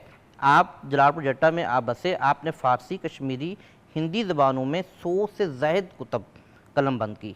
जनाब सैयद अब्दुल कादर कादरी साहब, मीर गुल साहब, काजी सुल्तान महमूद अवान साहब और करम अलाई साहब, इस तरह हज़रत शाहदौला वली साहब, काजी अब्दुल हक साहब भी शामिल हैं। हज़रत शाह बोला के पास कोई मुसाफिर या सवाली जाता तो फैज़ पाता और आसूदगी पाता। ख्वाजा अबुल हसन हरकानी का एक कौल याद है, तुम्हारे पास कोई फ़र्द आए, इससे मज़हब, मसलक और ज़ात पात का मत पूछो, बल्कि खुदा का मेहमान जानकर खिदमत करो, खाना खिलाओ, नेकी करो, यही खुदा की पसंदीदा सिफ़ात है। क्या बात है। Thank you so much sir, बहुत बहुत शुक्रिया, आप सबका बहुत शुक्रिया। आपने हल्की सी हमें गुजरात की सैर कराई, बाकी की सैर आप लोग खुद कर लीजिएगा viewers. The whole point is हम भागते हैं, कहीं दुबई का वीज़ा लग जाए, हम बस दुबई का चक्कर लगा लें कि ज़िंदगी का लोगों का गोल ही होता है। फिर पहले अपने मुल्क की तो सैर कर लो, पहले अपने मुल्क को तो देख लो, अपने कल्चर को तो अप्रिशिएट कर लो, फिर पूरी दुनिया घूमते रहना। और स्पेशली जो लोग फाइनेंशियली ज़रा टाइट होते हैं, जो इतने पैसे खर्च कर करके इधर उधर जाने की कोशिश करते हैं, अपने गिरदो नवा, अपने इर्द गिर्द के एरियाज़, एटलीस्ट जो लोग पंजाब में रहते हैं वो तो जाके गुजरात को देखें। और अगर कोई सिंध या बलूचिस्तान या केपी के साइड से आता है इस तरफ, तो एटलीस्ट एक जगह ना जाए, 3-4 जगहें जाके चेकआउट कर लें। एंड इसी तरह हम अपने मुल्क को प्रमोट कर सकेंगे। जो एक सॉफ्टवेयर इमेज की बात करते हैं, बहुत से लोग इंडिविजुअली तो कोशिश कर रहे हैं, लेकिन अगर हम अपने मुल्क के डिफरेंट इलाके लोगों को दिखाएंगे, अपॉर्चुनिटीज़ दिखाएंगे। आप देखें अमेरिका, कनाडा लोग क्यों भागते हैं? लोगों को ये होता है कि आप किसी भी शहर में चले जाएंगे, वहाँ पे बहुत कुछ है करने को। तो भाई हमारे पाकिस्तान के भी हर शहर में बहुत कुछ है करने को, जाके तो देखो। इसी नोट पे आज के शो को कंक्लूड करेंगे। आप सबका बहुत बहुत शुक्रिया तहे दिल से, very grateful for your time. और व्यूअर्स अपना ख्याल रखिएगा। खुदा हाफिज़।